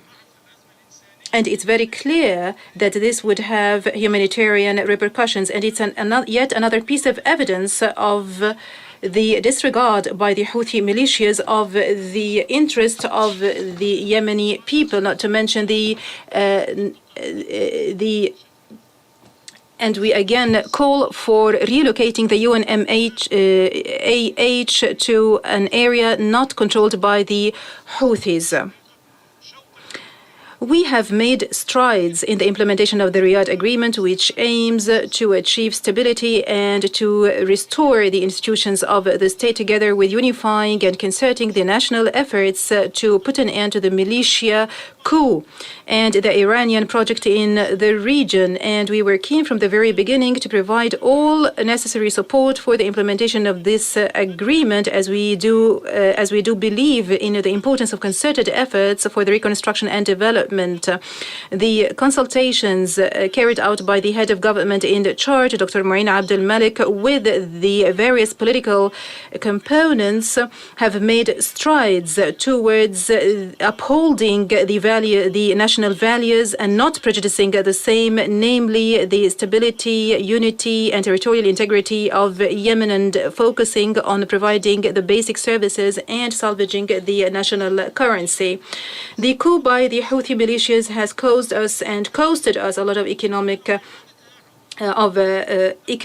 loss, and put a spoke in the wheel of development, and reversed decades of gains and development, and has pushed millions of Yemenis towards the brink of poverty and famine. And also it created the largest wave of internal and external displacement. Also, the outbreak of the COVID-19 pandemic aggravated the humanitarian crisis and caused more pressure on the health sector, which is already vulnerable and incapable of facing this pandemic. And notwithstanding the tremendous efforts made by the government to alleviate the suffering of the Yemeni people, the challenges continue to be enormous, and we call the international community to support the efforts of the government to face the economic and developmental challenges and to support the national currency.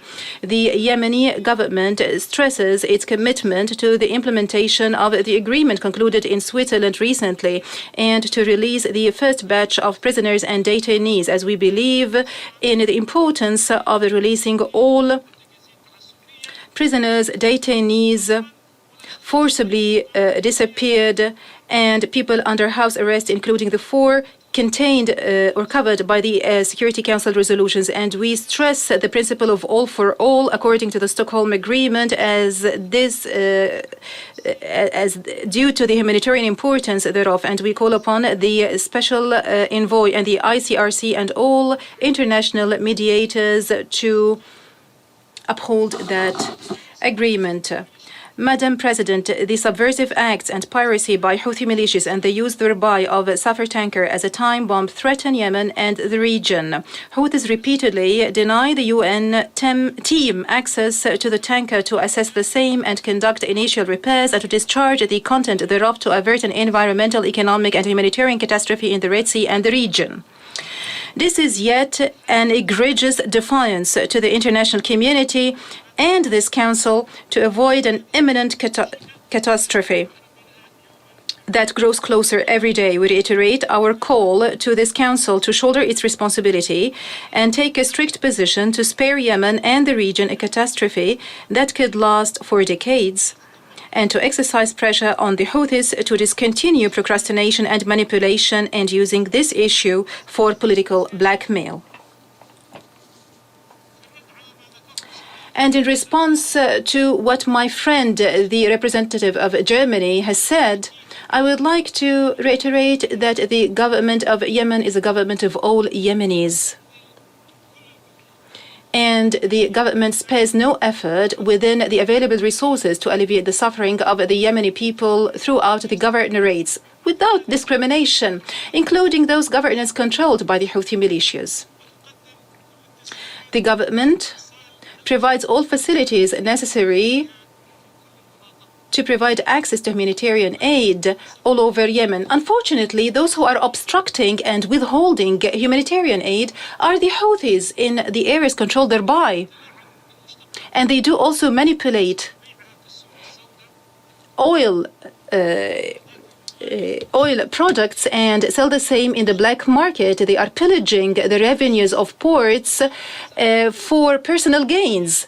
And they try to create fuel crises in the areas controlled thereby. Thus, they deprive also the civil servants from their pays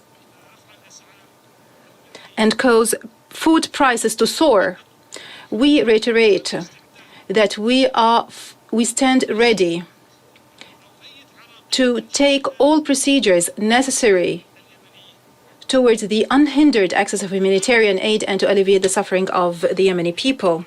In conclusion, our great people look forward to ending this unjust war and to alleviating the suffering of the people and achieving fair, equitable, and comprehensive and sustainable peace, which is well deserved and which is enshrined in all regional and international terms of reference. Thank you, Madam President. I thank the representative of Yemen for his statement. The list of speakers has been exhausted. I will now suspend the meeting for the council also to continue discussion of this matter during closed consultations. I wish to kindly request that all observers immediately withdraw the chamber immediately following the announcement. This meeting stands adjourned.